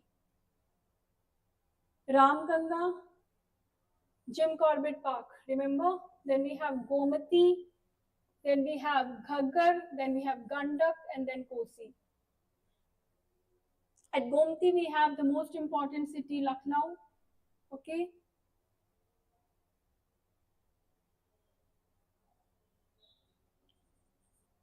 At Ghaggar, Gandak, Kosi. Okay. Now the right bank tributary will be discussing Son, Damodar, and now Yamuna. Here it is Yamuna. Okay. Yamuna. Now try this question that was asked in the previous year. With the reference to the Himalayan rivers joining the Ganga river system, west to east, which one of the following is the correct sequence? If you see that Gomti, Ghaggar, Gandak, Kosi is the right sequence, just have look at the map again and then you will see, yes, Gomti, Ghaggar, Gandak, Kosi is the right way of arranging it.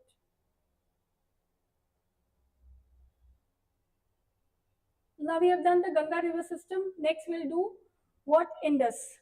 Some of the important facts of Indus. With reference to, first we'll do the question. With reference to Indus river system, which one of the following four rivers, three of them pour into, this is also PYQ, pour into one of them, which joins the Indus direct? Full stop. Among the following, which one is such river that joins Indus direct? First is Chenab, B is Jhelum, then Ravi, then Satluj. We'll try the questions later.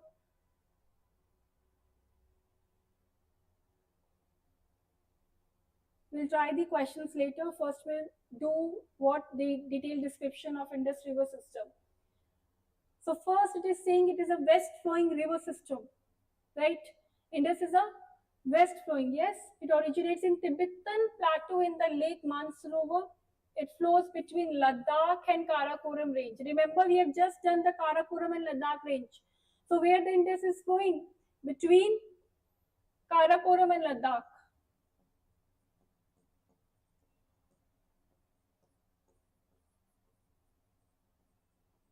Karakoram and Ladakh. It enters POK region close to Nanga Parbat, after which it enters Pakistan. Only thing you need to remember is it enters near to the Nanga Parbat. That's it. It forms delta before draining into Arabian Sea. So important point only that it is between, or it is flowing between the Karakoram range and Ladakh. Okay, the left important tributary, left bank tributary are Jhelum, Ravi, Vyas, Satluj, Chenab. Quickly talking about Jhelum, Jhelum originates from Verinang Spring from Kashmir Valley. It flows from Dal Lake, Wular Lake and Pir Panjal ranges and meet Indus in Pakistan. कहाँ से originate कर रहा है Jhelum? इस पे question भी था 2023 में, right? You cannot forget it. Jhelum originates from Verinang Spring from Kashmir Valley. It flows from Dal Lake, Wular Lake and Pir Panjal ranges. Next is Chenab, originates from Bara Lacha Pass. We have just revised Bara Lacha Pass, right? In Himachal, it forms the pass of Great Himalayan ranges, right? Chenab originates from Bara Lacha Pass in Jhanskar range in Himachal Pradesh, and it is also known as Chandrabhaga. Why the name Chandrabhaga? Because two streams. It is confluence of two streams. One is Chandra and one is Bhaga. Right? That's why it is known as Chandrabhaga. Next important point from the prelims point of view. Now Ravi originates where? In Rohtang Pass, in Kullu Hills, in Himachal Pradesh. It is one of the India's transcendental river. This is not important as of now. Only remember that Ravi originates from Rohtang Pass in Kullu. Then Beas also originates from Rohtang Pass in Himachal Pradesh. and it lies entirely in Indian territory and joins Satluj in Punjab. Please remember, Bias is the only river which originates in India, and also it drains, it merges with Indus only in India only, okay? It is not crossing the borders. Bias River originates from Rohtang Pass, especially from the Bias Kund, a small glacial lake in Upper Solang Valley. I'll revise them again. सबसे पहले हमने क्या किया? We have done Jhelum. Jhelum कहाँ से है? Kashmir Valley. It flows from Dal Lake, Bular Lake and Pir Panjal ranges and meets Indus in Pakistan. ठीक है? Then Chenab कहाँ से originate करी? बारालाचा पास से in झांसकर range. इसको ऐसे भी याद रख सकते हैं कि चेनाब originates in बारालाचा पास, और ये भी याद रख सकते हैं कि बारालाचा पास कनेक्टेड है झांसकर रेंज में. अगर क्वेश्चन आता है कि Baralacha pass is a part of, और maybe it is near to Zanskar range, तो yes definitely.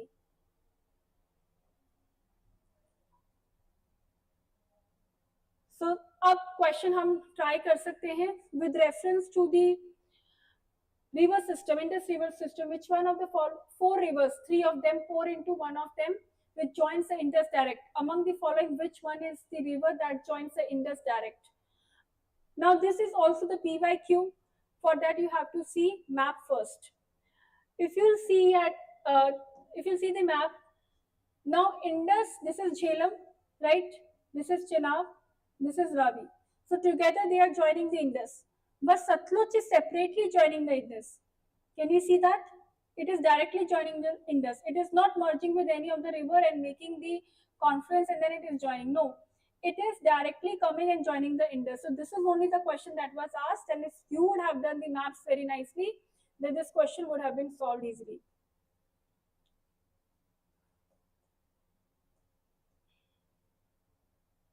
So the right answer is Satluj, D. Now the next question that we have is Siachen Glacier is situated to the, now because the Siachen Glacier was very, very important, and it is important because of a lot of facts. Now Siachen Glacier is situated to which of the following? Can you see Siachen Glacier is situated here, right? So this is the tributary. Shyok is a tributary of Indus. So apart from the five main Indus that we have, the tributaries that we have of Indus, we also do have the other tributaries also, along with the main tributaries that we have of Indus. The other one is Shyok.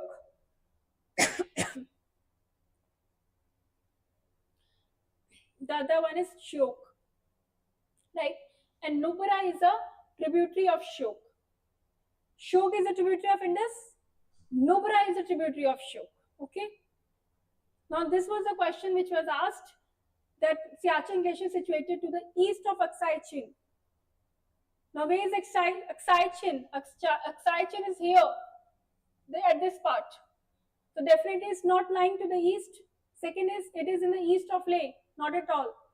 North of Gilgit, here it is. No, it is not lying north of it. But if we see Nubra here, and here we will fall the Nubra Valley, definitely it is falling north of Nubra Valley, right? So the right answer is D.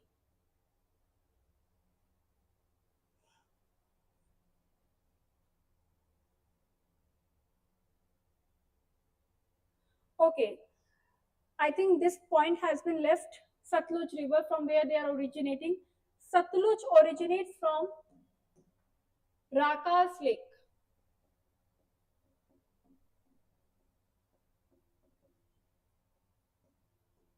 Near where? And it's entering from Shivkila Pass. This is what I have discussed. It is the largest tributary of Indus. Please remember. And Shyok is the right bank tributary of Indus. It originates from Remo Glacier and Siachen Glacier, or Siachen Glacier in Ladakh, entirely located in Ladakh region of India. Now we can also have a look at the other tributaries of Indus. One is Shyok, then we have Gilgit, then we have Nubra, Kabul, Viboya, Gasting, Hunza, and Shigar. You can revise all of them. Shok, Gilgit, Nubra, Kabul, Viboa, Gasting, Hunza, and Shigar. They all are the important tributaries of Indus. Now coming to next river, which is a peninsular river that we have, is Godavari. It is the largest river of peninsular India. Right? Ganga is perennial, while Godavari is peninsular. Okay? Godavari originates from Trimbakeshwar. 2-3 things you have to remember in these peninsular river. From where do they originate? First point, and what are their tributary? That's it. So first, Godavari originating from Nasik, Trimbakeshwar in Maharashtra, draining into Bay of Bengal.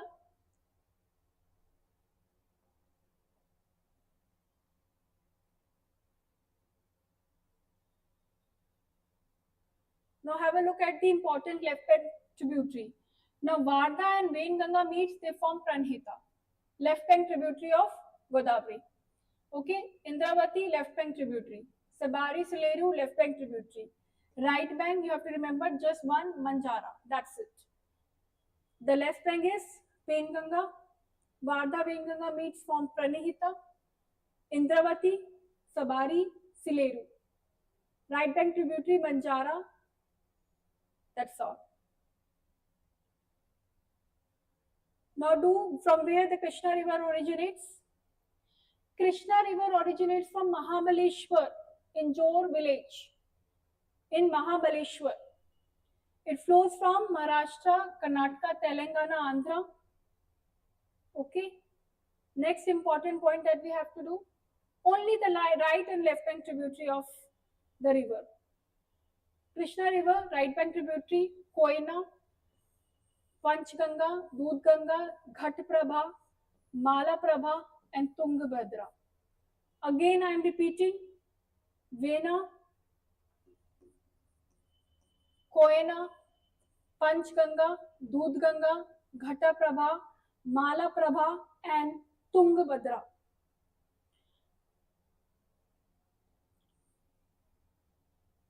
Left bank tributary, Doni, Bhima, Dindi, Musi, Muneru.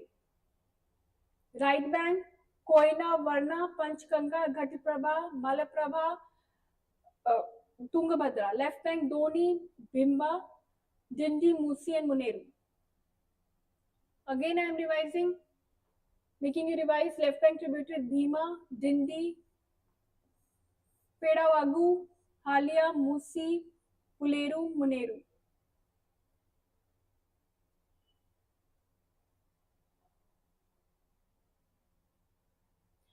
Now coming to Kaveri, Kaveri originating from which place?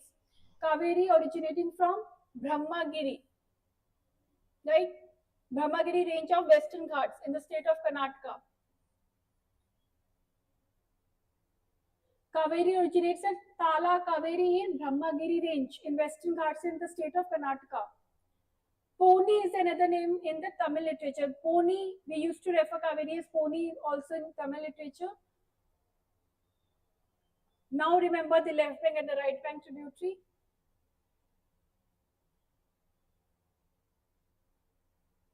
Left bank tributary is Hemavati, then Harangi, Hemavati, Harangi, Bhavani, Shimsha.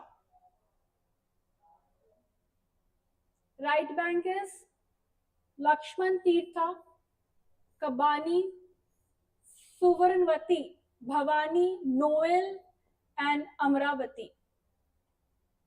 If you have any doubt, you can see here also Noel river, right? Amravati river. This is Bhavani river. Bhavani, Noel, Amravati. Very, three of them are very important. Surnavati also you can remember. Kabani and Lakshman Tirtha you can leave for now. Kabani and Surnavati are important.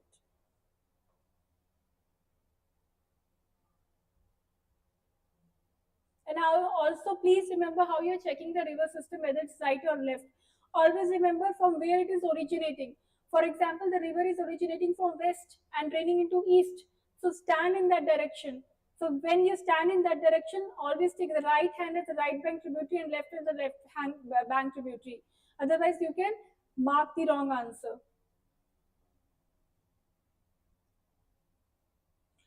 Okay, so the next part we'll be moving on to is the Indian climate.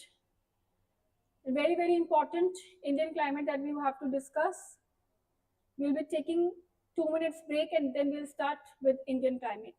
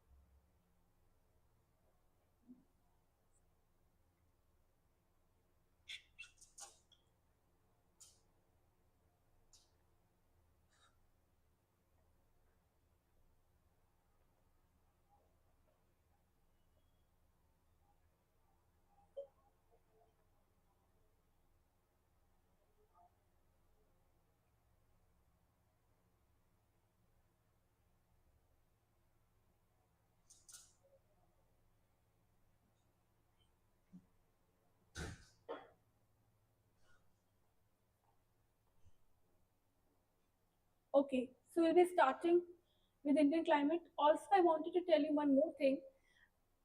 In 3 hour marathon, it is not important. It's not possible that you can cover all the questions. So I've tried to indulge at least a question through which you can solve the other type of question if it comes on this basis. Mostly I try to focus on the static portion. What will happen then? It will boost your confidence. Okay. Third thing is that in this type of question, you have to remember that if there are some questions which are looking very vague, only extreme questions or the questions which are too absurd that you have not listened. I'm talking about the options basically of the questions. The options that you have not listened uh, anywhere, then try to mark them wrong only. Do not consider them, okay? And do not waste the time also. And if it feels like that this portion is or this question option is very tricky, so you can leave the question and then you can come back to the question again whenever you feel like. So this is how you have to approach the whole geography paper because it is not possible to remember each and everything. But I would say some of the known facts, for example, of the river that we can do and we can revise. Okay, because this is in our hand and these are the questions from where definitely one or two questions comes. Apart from that, I think in physiography of India, one portion which I've not covered is island. Please make sure you do island portion, okay? And we can just recapitulate that portion also right now, if time allows. So we can do one thing.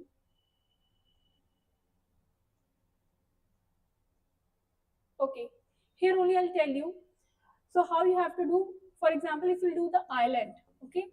In Ireland, what you will do, you will take care of, especially Lakshadweep Island is very important this year. Okay, because a lot of tourism has been built there. So if time allows, please do some of the important facts. Lakshadweep ke, especially with respect to different islands of, because it's an archipelago. So we can discuss different islands where the Minicoy is and where the other important part of the Lakshadweep island is. So आप वो छोटे छोटे islands को discuss कर सकते हैं, उनको उनका map एक बार देख सकते हैं. Also see the channels. Degree, for example, it is separated by 8 degree or any other degree. Similarly goes to Andaman and Nicobar. Andaman and Nicobar also hold importance this year.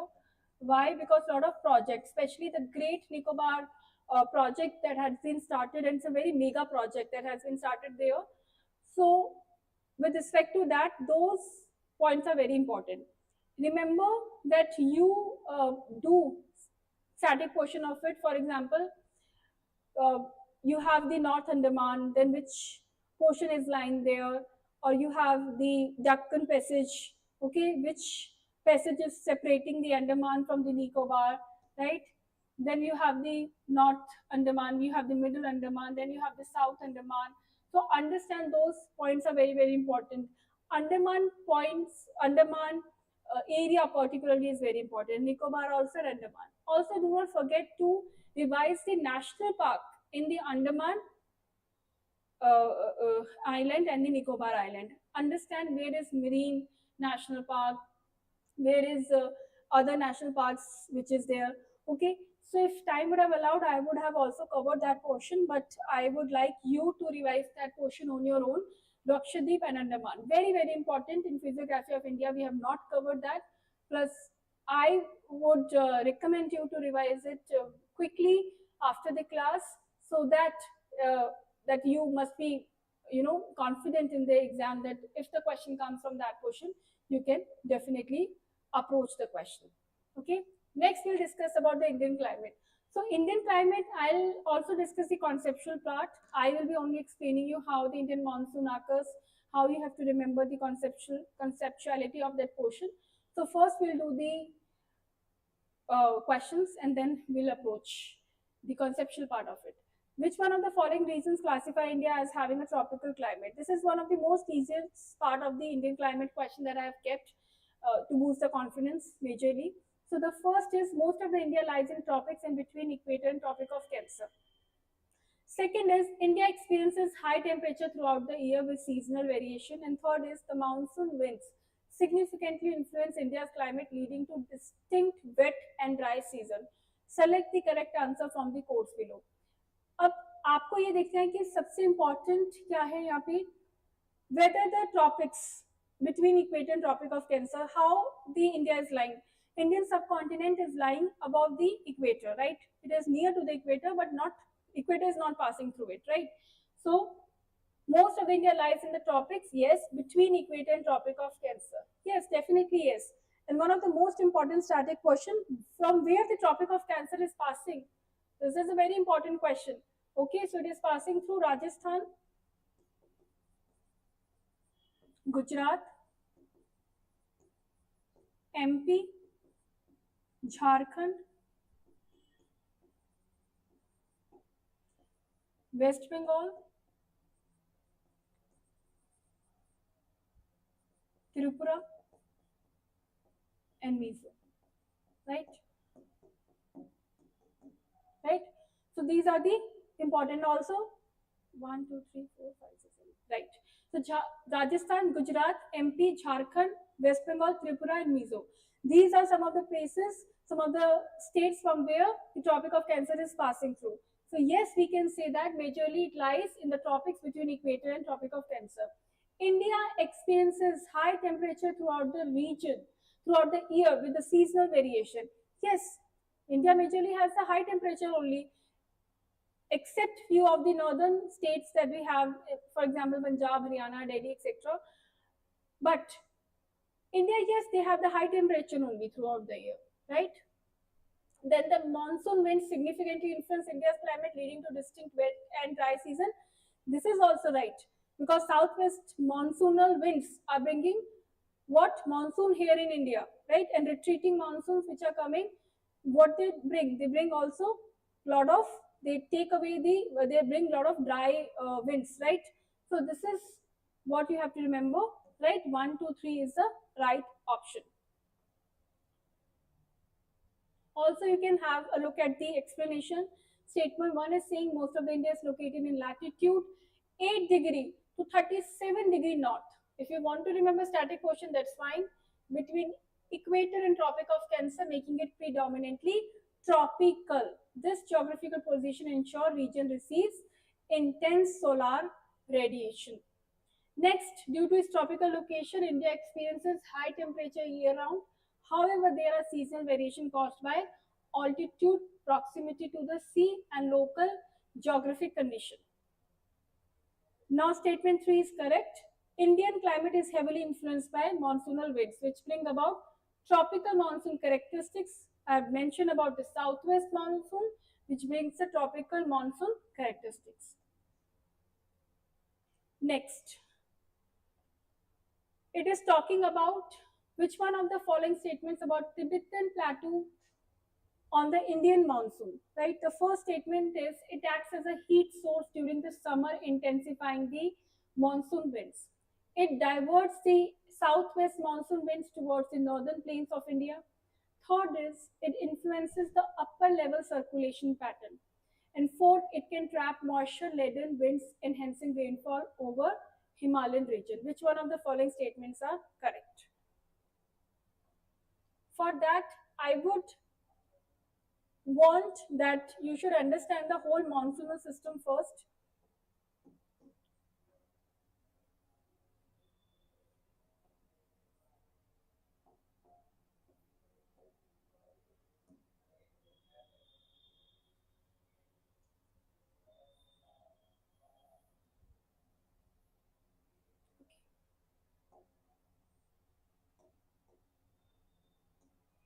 Understand what is happening.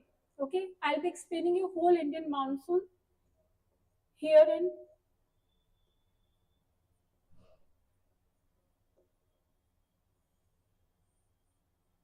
Okay, so what is happening? Southwest winds are coming from where?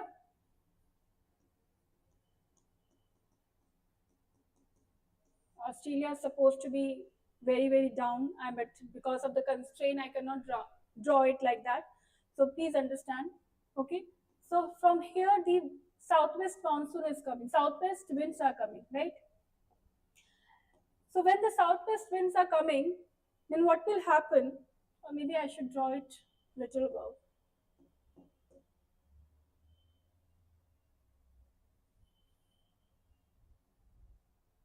Okay. So when the southwest winds are coming here, right?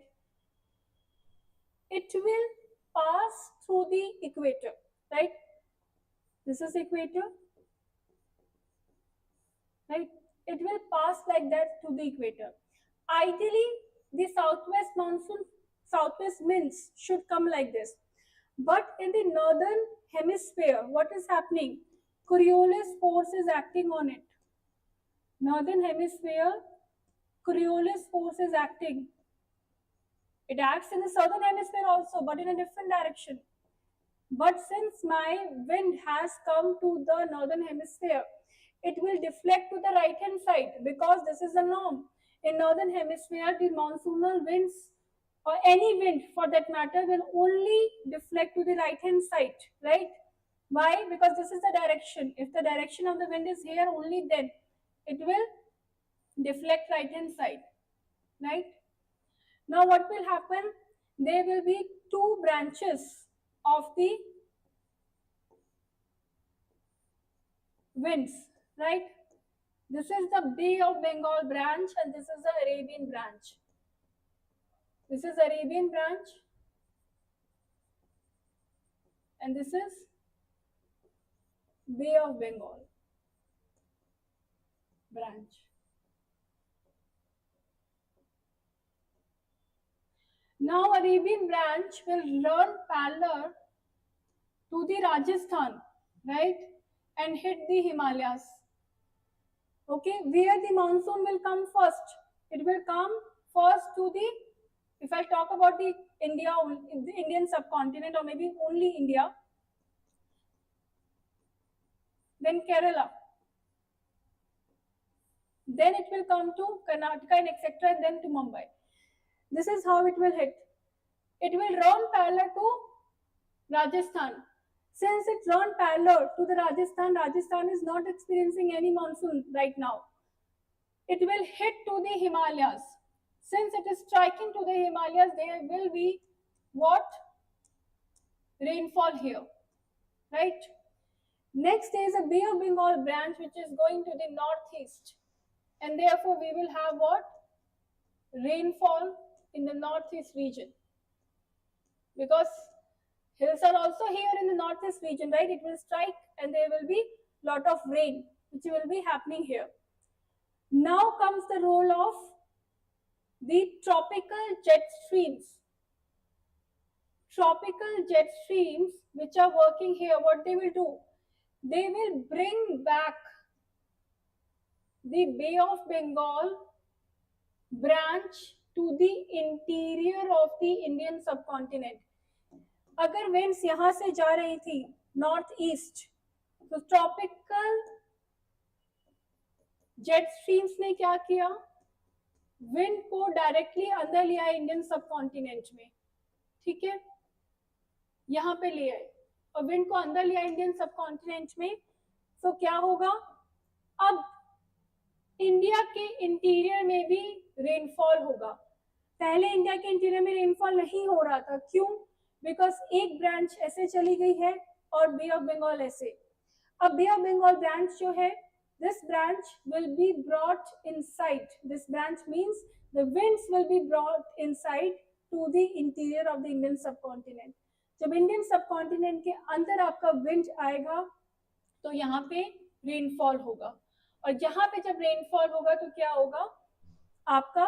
there will be the rainfall happening in the interior part of it, and that's why we will have better cultivation, better agriculture facilities for the farmers, right? Irrigation properly hoga. So this is how the whole of the India gets the monsoon, right? So now you have to remember again that what is working here. So 2-3 things, that tropical jet streams have a very major role in bringing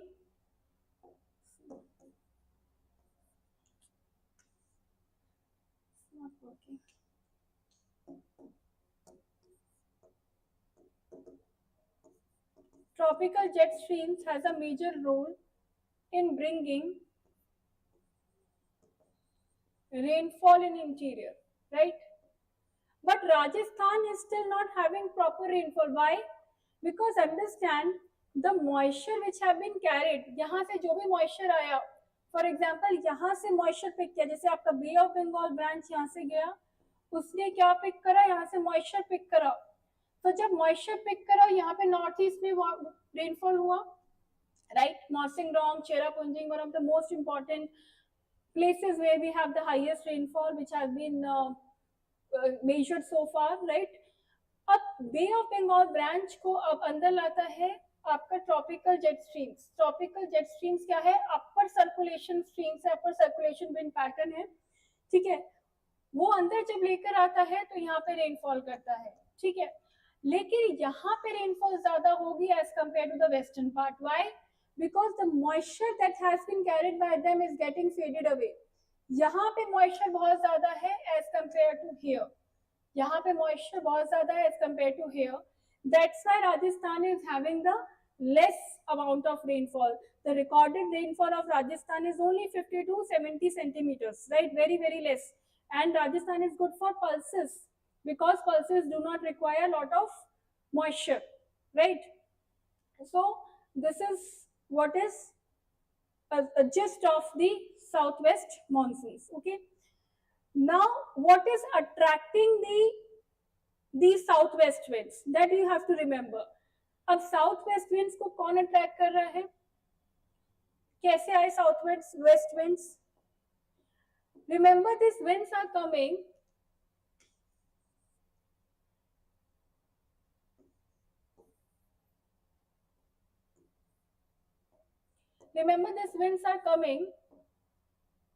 only from the which part? They are coming from the नीचे, मतलब from the Australia, right?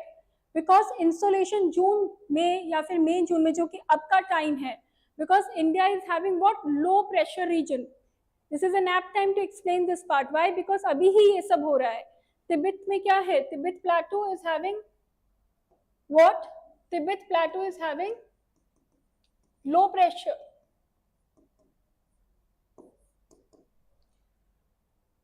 Hold on.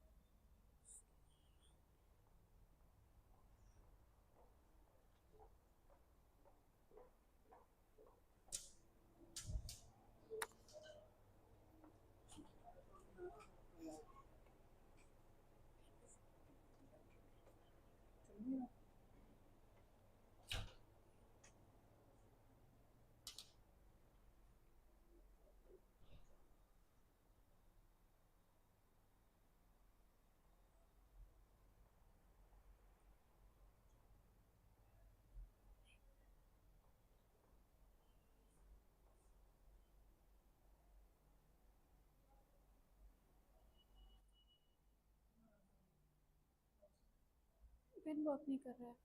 Pen work नहीं कर रहा है. नहीं चल, मतलब चल रहा है फिर रुक रहा है.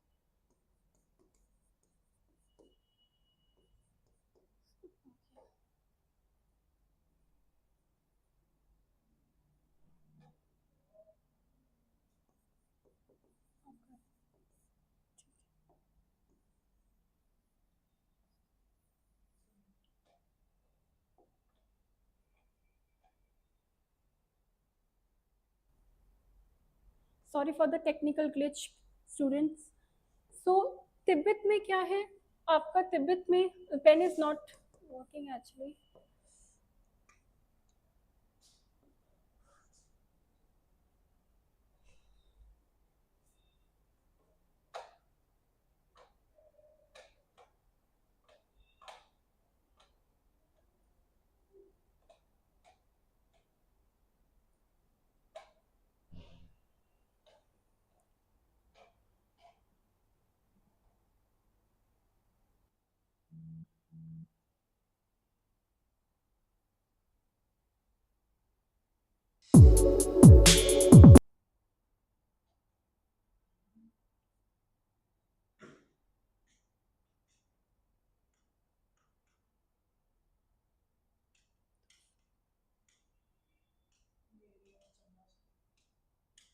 नीचे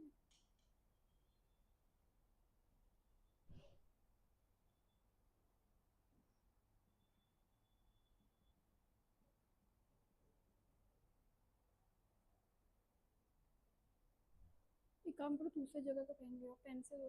पेन से नहीं हुआ मैम, ये यहीं पे ही चला रहा है, बाकी सब जा रहा है. क्या हो गया उसको? हीट अप हो गया क्या?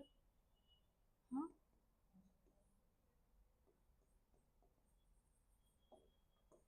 हाँ, यहाँ नहीं चल रहा. यहाँ चल रहा है ना?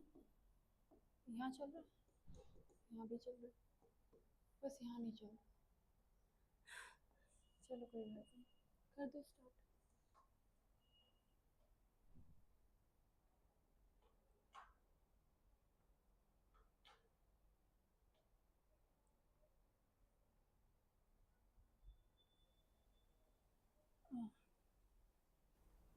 Okay, so we were discussing about the Tibetan plateau, how the winds get attracted towards the May and June, towards the Indian subcontinent. So we'll discuss about that part. So this is a Tibetan plateau, right? In Tibetan plateau, it is a region of low pressure. Why?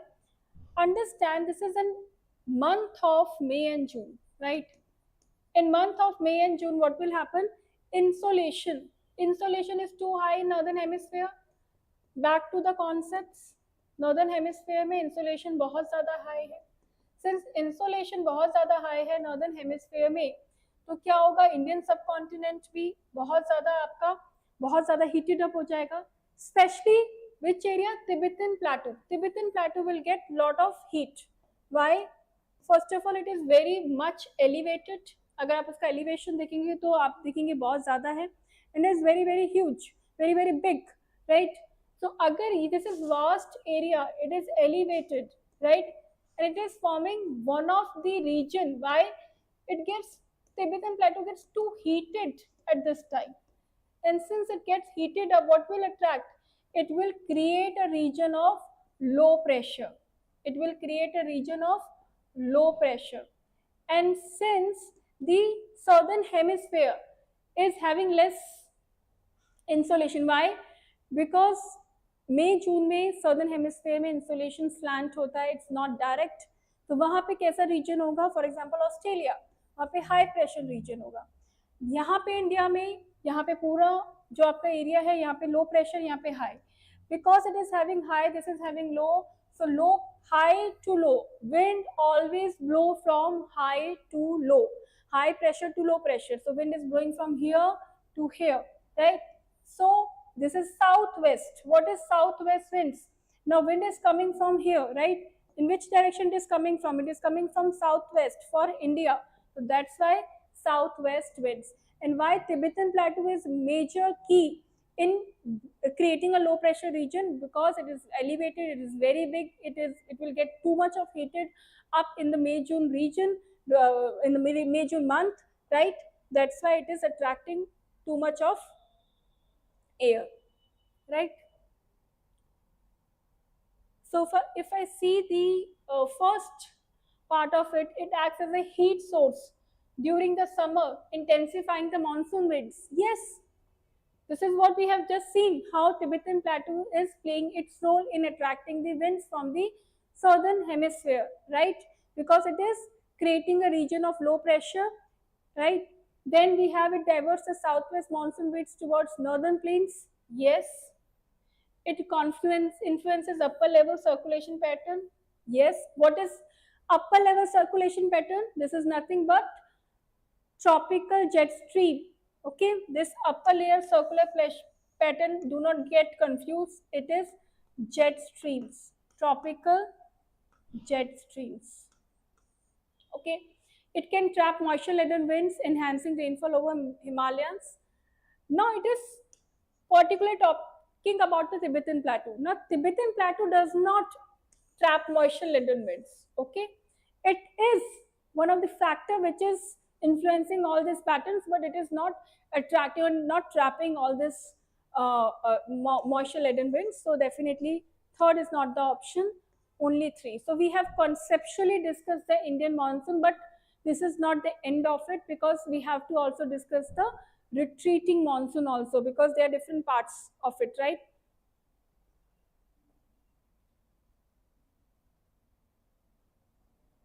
Okay, I'll also discuss the retreating monsoon, how it is affecting. So what is retreating monsoon? So you must have discussed about one of the factors, that how the, you know, how this part of India, for example, if we say Tamil Nadu experiences very much huge amount of rainfall in the month of December or November. Why they experience that? Also, you have to remember the showers in the south in the summer, basically through the southwest winds. It does not happen too much in the Tamil Nadu, right? When the winds, it is retreating, okay? So at that time we will have what? The rainfall in the Tamil Nadu. Now you have to understand the whole concept to understand this. Remember one thing. Now the winds are coming from the area which is called the Mediterranean Sea, right?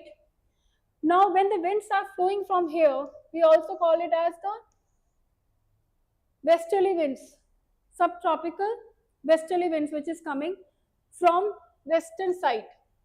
Now they are coming and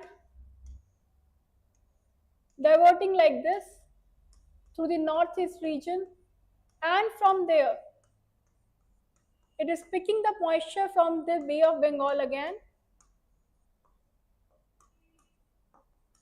and too much of rainfall is happening here in the Tamil Nadu, right? That's why Tamil Nadu region will have huge amount of rainfall in November time. Okay.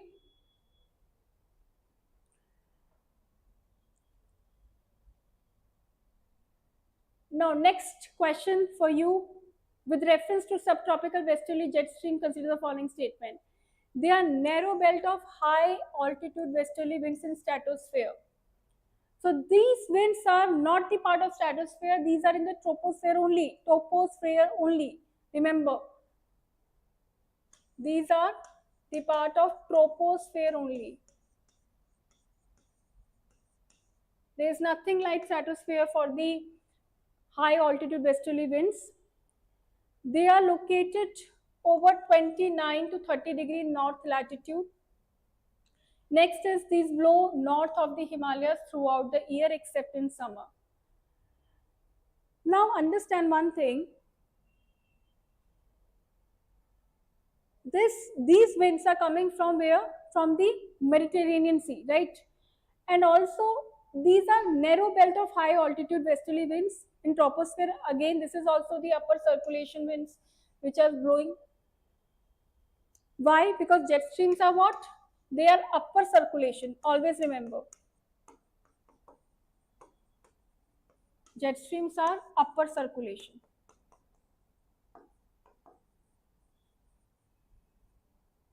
But they are affecting the monsoons too much, right? By taking the winds to the different direction.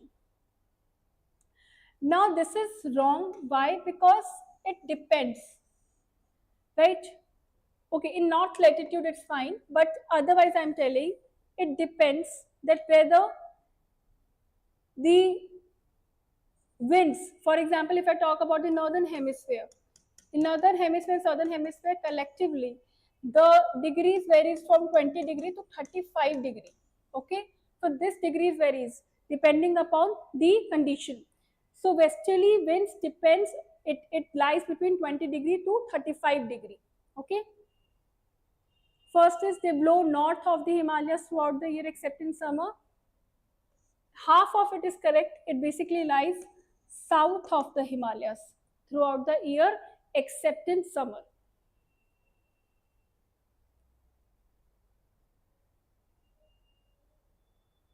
So this statement is wrong because it is lying south of the Himalaya throughout the year except in summer.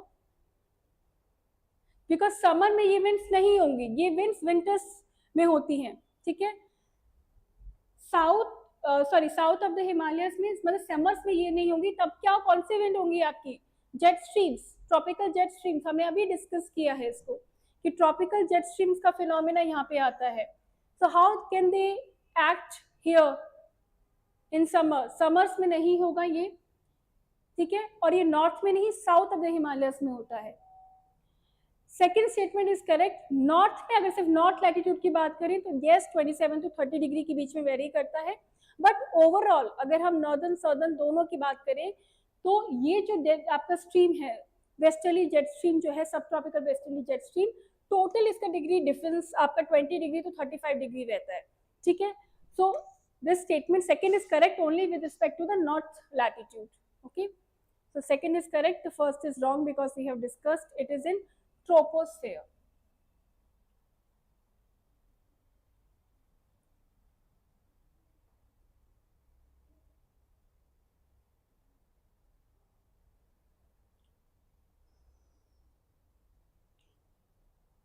Now the next question that we have is, consider the following condition. Weakening. The first statement is how many of the given above condition are associated with development of El Nino. This is also very important phenomena, El Nino. Because why El Nino, La Nino is important? Because they are directly impacting the Indian climate conditions. Indian climatic conditions are being definitely impacted by the El Nino and La Nino. That's why understanding of both of these phenomena is very important. Okay. So first we'll read the question, then I'll explain the concept. First is weakening and reversal of Walker's circulation. This is with respect to El Nino. So these all options are with respect to El Nino that you have to see. That weakening and reversal of weakening Walker circulation, warming of surface water in central and eastern Pacific Ocean, increase in atmospheric pressure over western Pacific, enhanced upwelling over Peruvian coast. Prima facie पहली बार देखने पे ये question बहुत ही difficult लगेगा किसी को भी, but ये क्वेश्चन सिर्फ कॉन्सेप्चुअलिटी से सॉल्व हो सकता है. So first we should discuss about what is Walker cell. एक एक टॉपिक को डिस्कस करेंगे and after the discussion of the topic write down in the comment section or any place that you are writing in that how you are able to solve the question after the explanation. आपको कितना आसान लगता है question, ठीक है.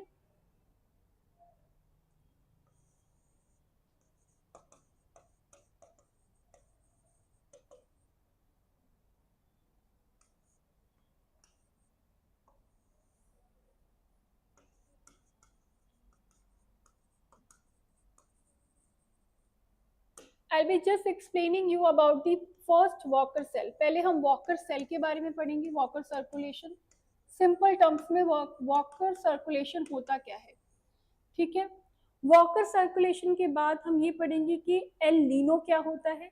El Nino के बाद हम पढ़ेंगे ला लीनो क्या होता है. Then we will discuss how it impacts Indian monsoon and then you will try the question. This is the whole strategy. Okay.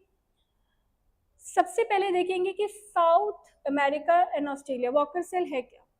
Normal condition पहले आप देखेंगे नॉर्मल कंडीशंस में क्या होता है. जब नॉर्मल कंडीशंस होती हैं,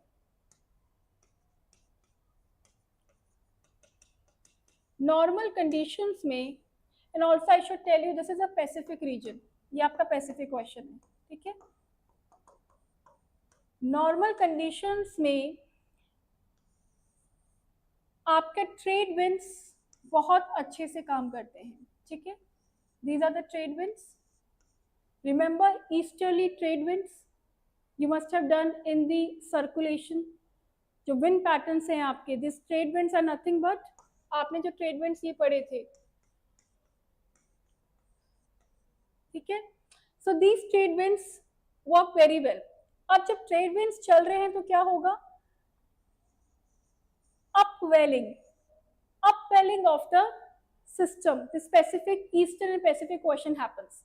upwelling क्या होता है, सरफेस एरिया जो होता है आपका वो हमेशा हीटेड अप होता है. क्यों, रीजन बीइंग क्योंकि हीट सोलर इंसोलेशन डायरेक्ट है, तो ऑब्वियसली जो ऊपर का सरफेस होगा ज्यादा हीटेड अप होगा rather than the surface which is lower than this. तो लोअर वाला जो आपका वाटर होता है वो कोल्ड होता है. जब आपकी ट्रेड विंड्स आती हैं तो क्या होगा, अपवेलिंग होगा. अपवेलिंग मतलब ऊपर नीचे आपका मिक्सअप होगा वाटर का. जब मिक्सिंग अप होगा आपका वाटर का तो कोल्ड वाटर है वो ऊपर आ जाएगा, राइट, और वार्म वाटर नीचे चला जाएगा. And this is how the surface area becomes cold, ठीक है. तभी यहाँ पे कोल्ड सरफेस एरिया हो जाएगा, right.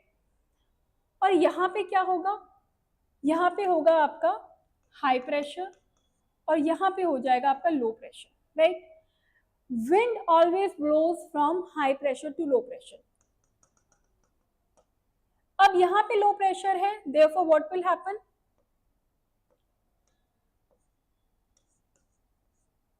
rainfall will be here at in the Australia. Australia will experience heavy rainfall. Heavy rainfall. Okay. This will experience heavy rainfall. Also, if you want to draw with different pen, air will ascend in Australia and it will descend at South America. Where in South America we call it as Peruvian coast, right? Peru, Chile, here. Peru, Chile coast. Okay? यहाँ पे descend करेगा, यहाँ पे ascend करेगा. Descend का मतलब जब आपका एयर डिसेंड करता है, मतलब आपको यहाँ पे आपका यहाँ पे रेनफॉल नहीं होगा। असेंट मीन्स यहाँ पे इवेपोरेशन होगा, इवेपोरेशन हमेशा रेनफॉल लाता है, तो यहाँ पे क्या रहेगा, रेनफॉल होगा, यहाँ पे रेनफॉल नहीं होगा। ये ऑप्टिमम कंडीशन बनाता है for the fishery, for the marine activities to take place in Peru. Peruvian people are very happy when such type of condition, normal condition are being experienced. Why? First of all, this is optimal condition which has been created for the fishes. यहाँ पे fishes आती हैं, marine activities बहुत आसानी से हो सकती है, इसलिए ये बहुत ही अच्छा सीजन रहता है उनके लिए. लेकिन अगर इसका रोल रिवर्सल हो जाए, ठीक है, रोल रिवर्सल कैसे होगा आपका, रोल रिवर्सल तब होगा जब ट्रेड विंड्स वीक हो जाती हैं. This is your south America and this is your Australia. अब ट्रेड विंड्स वीक हो गई, वीक होने से मतलब क्या है, these trade winds are weak and the reason for it is not known till yet. Researchers are still researching on this fact that why trade winds get very weak. Okay, so this trade winds get too much of weak, right? And there is a counter current we have discussed. This is the part of the little bit of oceanography will also come in this. Because equator is rotating, what will happen, there is a normal equatorial current and there is also the counter equatorial current which will bring what, warm water from here to here. पहला reason, अब जब cold current, अब जब trade winds अच्छे से काम नहीं कर रही है तो क्या होगा, अपवेलिंग भी नहीं होगी. अपवेलिंग नहीं होगी तो क्या होगा, नीचे का जो कोल्ड करंट है वो कोल्ड वाटर है, this will not come on the surface. जो सरफेस लेवल का जो वाटर है हीटेड अप है, वो भी हीटेड अप ही रहेगा. साथ ही साथ क्या हुआ, इक्वेटोरियल काउंटर करंट का जो वाटर है वो भी वापस, क्योंकि वो आपका काउंटर करंट क्या है, काउंटर मतलब वापस आ रहा है, ठीक है, वो भी यहाँ पे आ जाएगा. वार्म क्यों, क्योंकि ये भी वार्म है. तो यहाँ पे जो कंडीशन क्रिएट होगी वो लो प्रेशर कंडीशन क्रिएट होगी.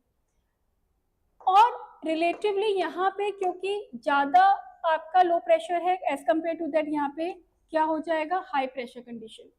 अब क्या होगा, यहाँ पे रेनफॉल होगा, वॉकर सेल आपका ऑपोजिट हो गया, यहाँ पे आपका रेनफॉल होगा और यहाँ पे रेनफॉल नहीं होगा, ठीक है. Therefore, rainfall will happen here. This is not liked by the Peru people. Why? Because they do not, this disrupts their marine activities. Fishes will not come here because they will not experience the optimal temperature, the optimal conditions. तो यहाँ पे आपका rainfall होगा काफी ज्यादा, यहाँ पे नहीं होगा, ठीक है. इस कंडीशन को कहते हैं El Nino. This is El Nino. और एल नीनो का इंडियन मॉनसून पे क्या इफेक्ट होता है, एल नीनो लाता है drought years. many more years of the India are El Nino years only, right? 6 or 7 out of 10 years of India is drought years, right? So ये लाता है ड्रॉट इंडिया के अंदर, right? So this is how this is affecting the Indian monsoon. अब बात करेंगे ला Nino की, ला लीना. अब ला लीना क्या होता है, एक्सट्रीम कंडीशंस. नॉर्मल कंडीशन को ही ला लीना बोलते हैं, लेकिन वही कंडीशंस एक्सट्रीम हो जाए.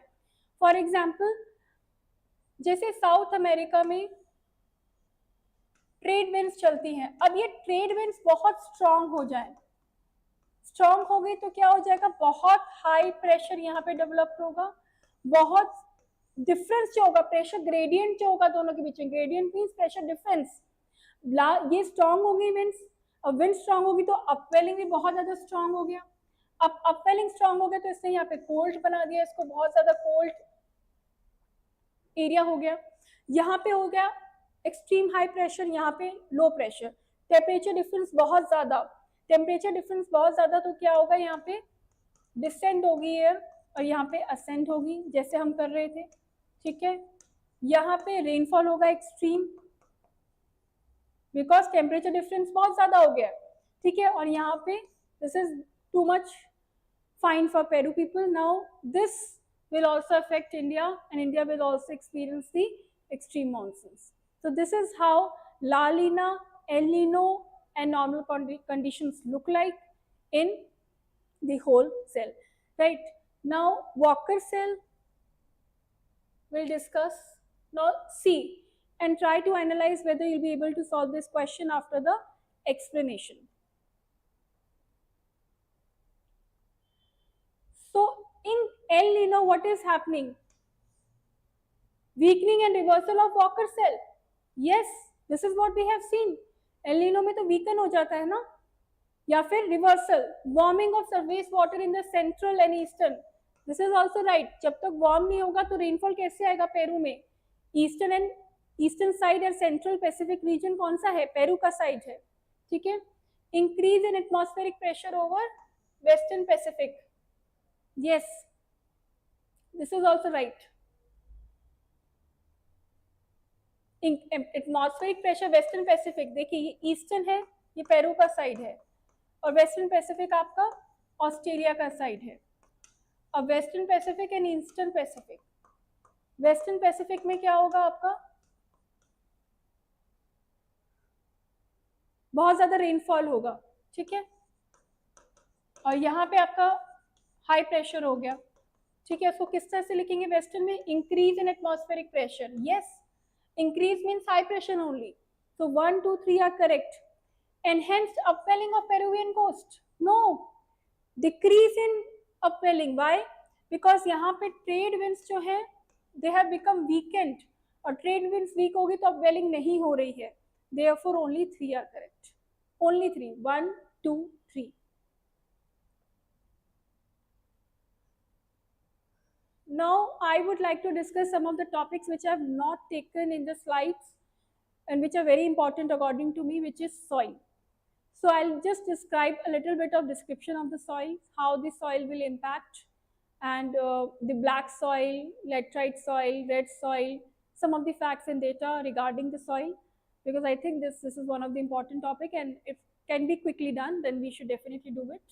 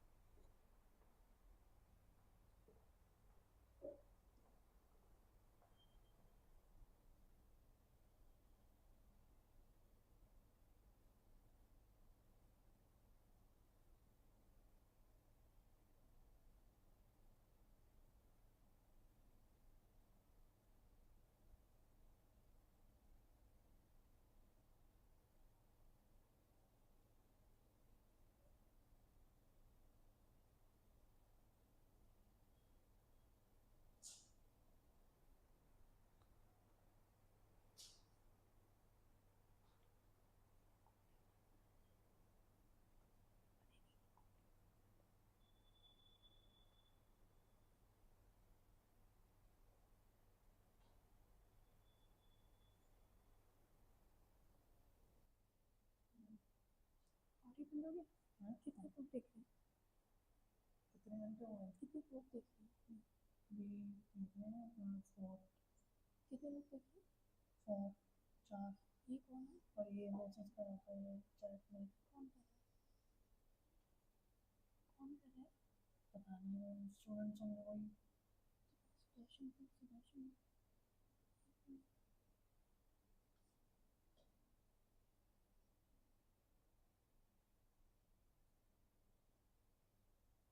ऊपर जाना, ऊपर जाना।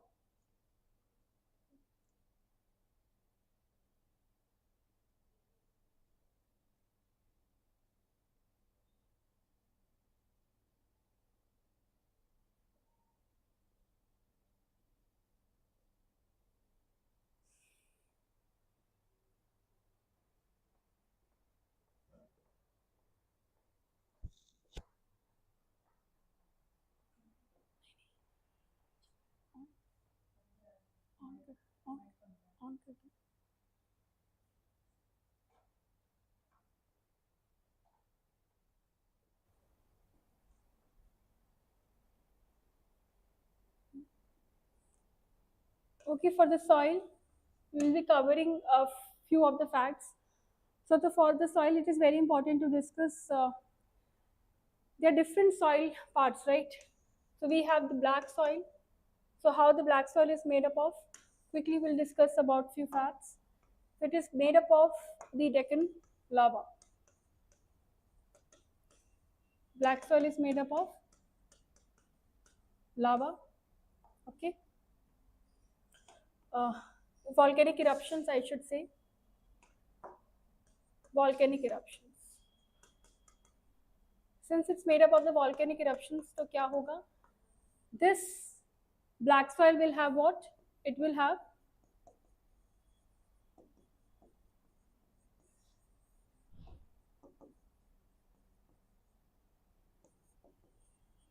good components for the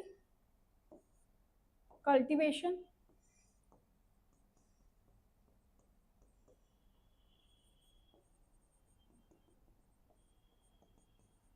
and it is black in the color. Why the black color? Because of the presence of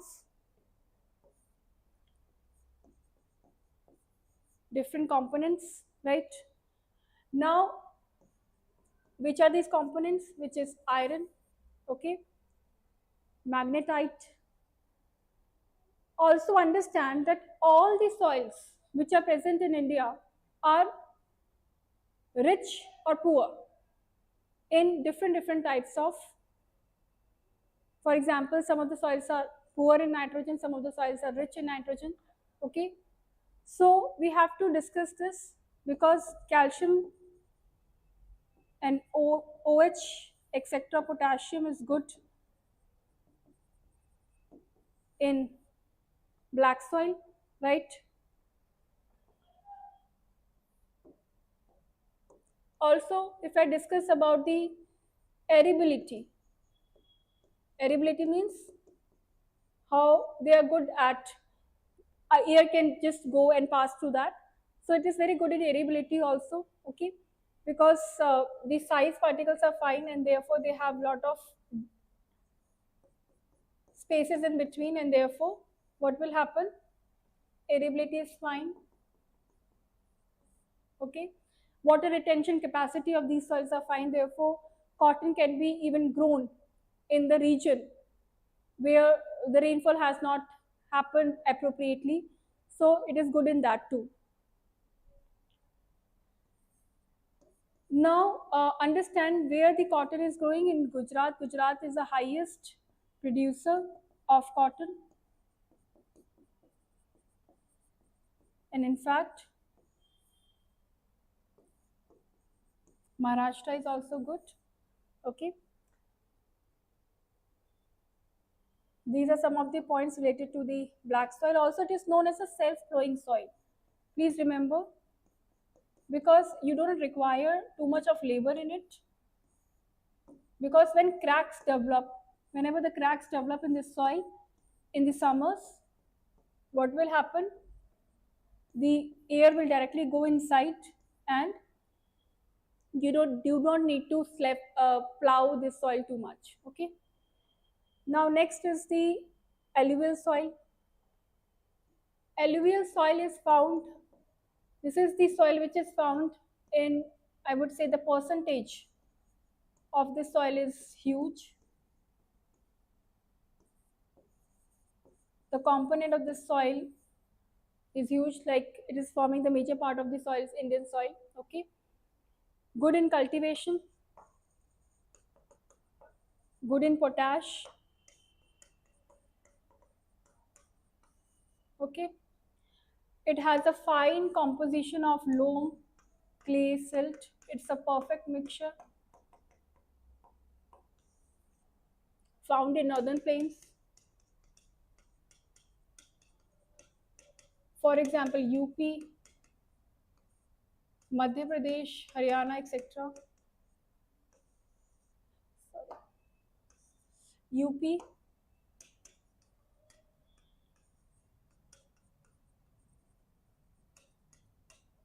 Delhi, etc. Okay.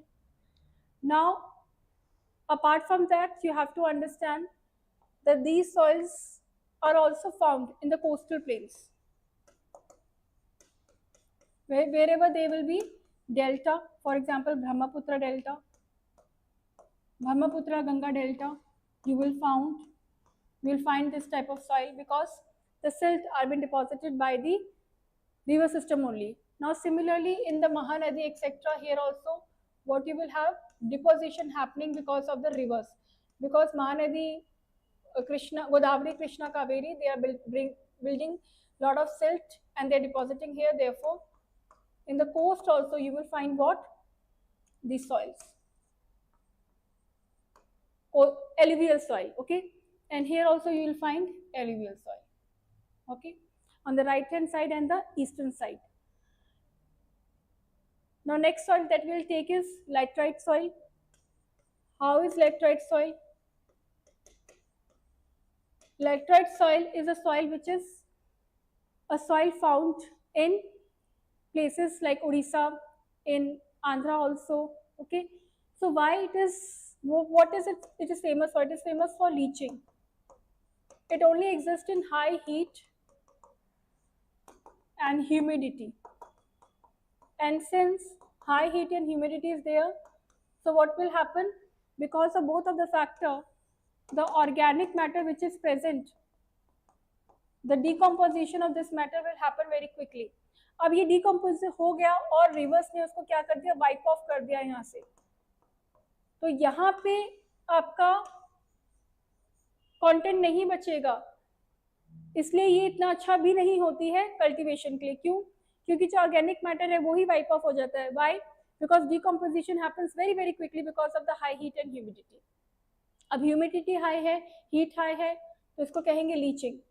एकदम से लीचिंग होकर फिर जब यहाँ पे बचता ही नहीं है फॉसिल्स, तो ये it is not that good in cultivation, but it is still appropriate for some of the cultivation part. For example, cashew nuts are grown a lot in Kerala because on the laterite soil, okay? So it is good for cashew.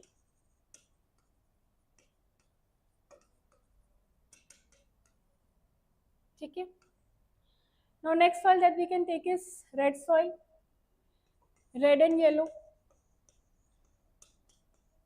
Red and yellow soil will be found in Karnataka, some parts of Karnataka, not all. Then Andhra, some parts Tamil Nadu, etc. Why the color red? Because they have the iron content, Fe2O3. जब iron का rust हो जाता है तो क्या हो जाता है? रेड. ठीक है. So Fe2O3. So some of the places we have the red soil, some of the places we have the yellow soil. अब जब रेड और येलो हो गया है, अब these soils are, understand, all the soils which are here in India are having different qualities. For example, red and yellow क्या होगा cultivation के लिए? It's fine, बहुत ज़्यादा अच्छा नहीं, but okayish. Then what is next? Red and yellow soil के अलावा आपको क्या मिलेगा यहाँ पे? अब रेड सॉइल हमने देख लिया कि रेड क्यों होती है, Fe2O3 की वजह से, right? Now which soil is left? Arid soil. Arid soil found in Rajasthan and some parts of Gujarat. This soil is having what? It is good for the brick construction. Even this soil, if baked, can be used in a lot of construction activities. Application है इसका. And also you can grow some pulses, right? Rajasthan में pulses बहुत अच्छा grow होता है because pulse do not require too much of moisture. अब moisture require नहीं है तो क्या होगा? Arid soil, pulses ढंग से यहाँ पे grow करते हैं. ठीक है. So this is the brief description about all the soils that we have: red, yellow, black, arid. We have discussed most of them. Okay. So this is the whole description of the major parts of the Indian geography that we have taken, but not all the parts that we could have covered in this. I know some of the parts which I feel have been also not been covered through the marathon. I know that, but now what we can do, we can recapitulate some of the important facts. So we have last 10 minutes, 10 to 20 minutes. We can just recapitulate the whole part, and then we can wrap up. So the only thing which I want to make you recall is the river thing, right? So we can just revise the whole rivers through the PPTs, right? So first we'll be coming to Ganga, right? So Ganga, we have how many tributaries? In Ganga, we have many tributaries, but first we'll be doing the Panch Prayag of the Ganga river system. Okay. So first one is the Dev Prayag, which is the Bhagirathi and Alaknanda. Then we have Rudra Prayag, which is Mandakini and Alaknanda. Then we have Nanda Prayag, Mandakini and Alaknanda. Kan Prayag, Pindar and Alaknanda, and Vishnu Prayag, Dhauli Ganga and Alaknanda. Right? These are different Prayags that we have. Now, please look at the chronological order in which they are flowing. I mean, not chronological, the sequence in which they are flowing. First is Ram Ganga, then is Gomti, right? Then we have Ghaggar, Gandak, Kosi, and Mahanadi. Sorry, we have Gomti, Ghaggar, Gandak, and Kosi. This is the right bank tributary. Then the left bank tributary that we have is Yamuna, which is coming from Yamunotri Glacier. Then we have Son and Damodar. This is the whole sequence that you have to follow. Gomti, Ghaggar, Gandak, Kosi. This has been the previous year question also. Please recall that. Now, Indus River system. Indus River system is originating from where? In the Tibetan plateau, in the Lake Mansarovar. Indus originates from where? In Tibetan plateau in Mansarovar. It flows between Ladakh and Karakoram. Very, very important. Very, very extremely important from the prelims point of view. Then enters POK close to Nanga Parbat. Then it forms delta. That's fine. But then next we have to see the different tributaries of it. So first we will see how different major tributaries. Jhelum is originating from Varinang Spring from Kashmir. It flows from Dal Lake, Vular Lake and Pir Panjal ranges. Chenab originates from Bara Lacha Pass in Chhaskar range in Himachal Pradesh. Next important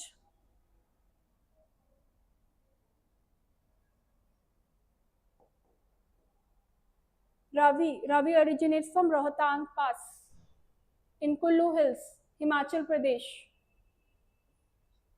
Important. Beas originates from Rohtang Pass in Himachal Pradesh. Hari के wetlands. ठीक है. Beas originates from Rohtang Pass in Himachal Pradesh and lies entirely in Indian territory and joins Satluj in Punjab in Harike. और किसको join करता है? Beas join करता है सतलुज को. कहाँ पे? हरी के वेटलैंड्स. हरी के, ये ध्यान रखना है. Beas River originates from Rohtang Pass, especially from Beas Kund, a small glacier lake in Solang Valley. अब सतलुज कहाँ से ओरिजिनेट कर रहा है? Rakshastal Lake near Mansarovar and enters India through Shitla Pass. Shok is a right bank tributary of Indus. Is originate from the Remo Glacier or Siachen Glacier. ठीक है, located in the Ladakh region entirely. अब Indus की tributary Shyok, Gilgit, Nubra, Kabul, ब्योबा, गैस्टिंग, Hunza and Shigar. ठीक है. गोदावरी कहाँ से originate कर रही है? त्र्यंबकेश्वर से ओरिजिनेट कर रही है. सिर्फ ये देखेंगे त्र्यंबकेश्वर में ओरिजिनेट कर रही है, नासिक में, और सीधा आएंगे ट्रिब्यूटरी पे. Left bank tributary Penganga, Wardha और वेन गंगा बना रही है Pranhita. Then we have Indravati, then we have Sabari. Right bank tributary आपकी मंजारा. फिर आएंगे हम कृष्णा पे। कृष्णा ओरिजिनेट करने महाबलेश्वर इंजोर विलेज। सीधा फिर आप देखेंगे कि कहाँ कहाँ से फ्लो करती है। Maharashtra, Karnataka, Telangana and Andhra Pradesh. Right bank tributary Venna, Koyna, Panchganga, Doodhganga, Ghataprabha, Malaprabha, Tungabhadra. Left bank धोनी, भिंबा, डिंडी, मूसी, मुनेरू।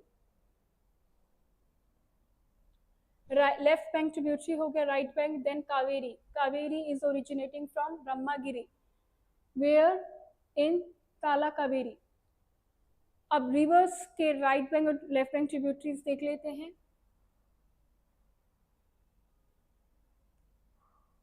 Left bank Hemavati, Harangi, Bhavani, Shimsha. और लेफ्ट बैंक ट्रिब्यूटरी कौन कौन सी हैं आपकी?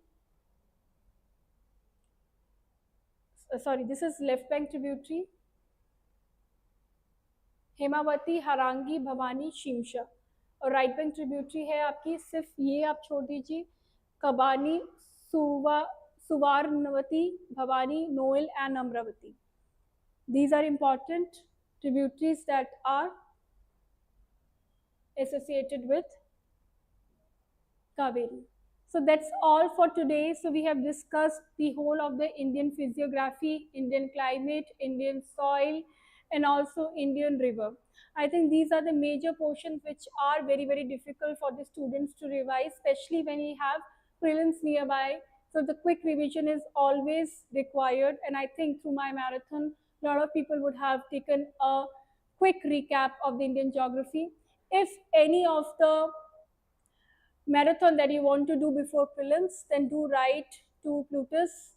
You can just go to their website or any mail and write to them, write in the comment section. Please write right away if any of the video that you require before prelims on any of the topic. Thank you so much, and I hope this marathon brings a lot of insights and do well in the exam. I wish all of you all the best. Thank you.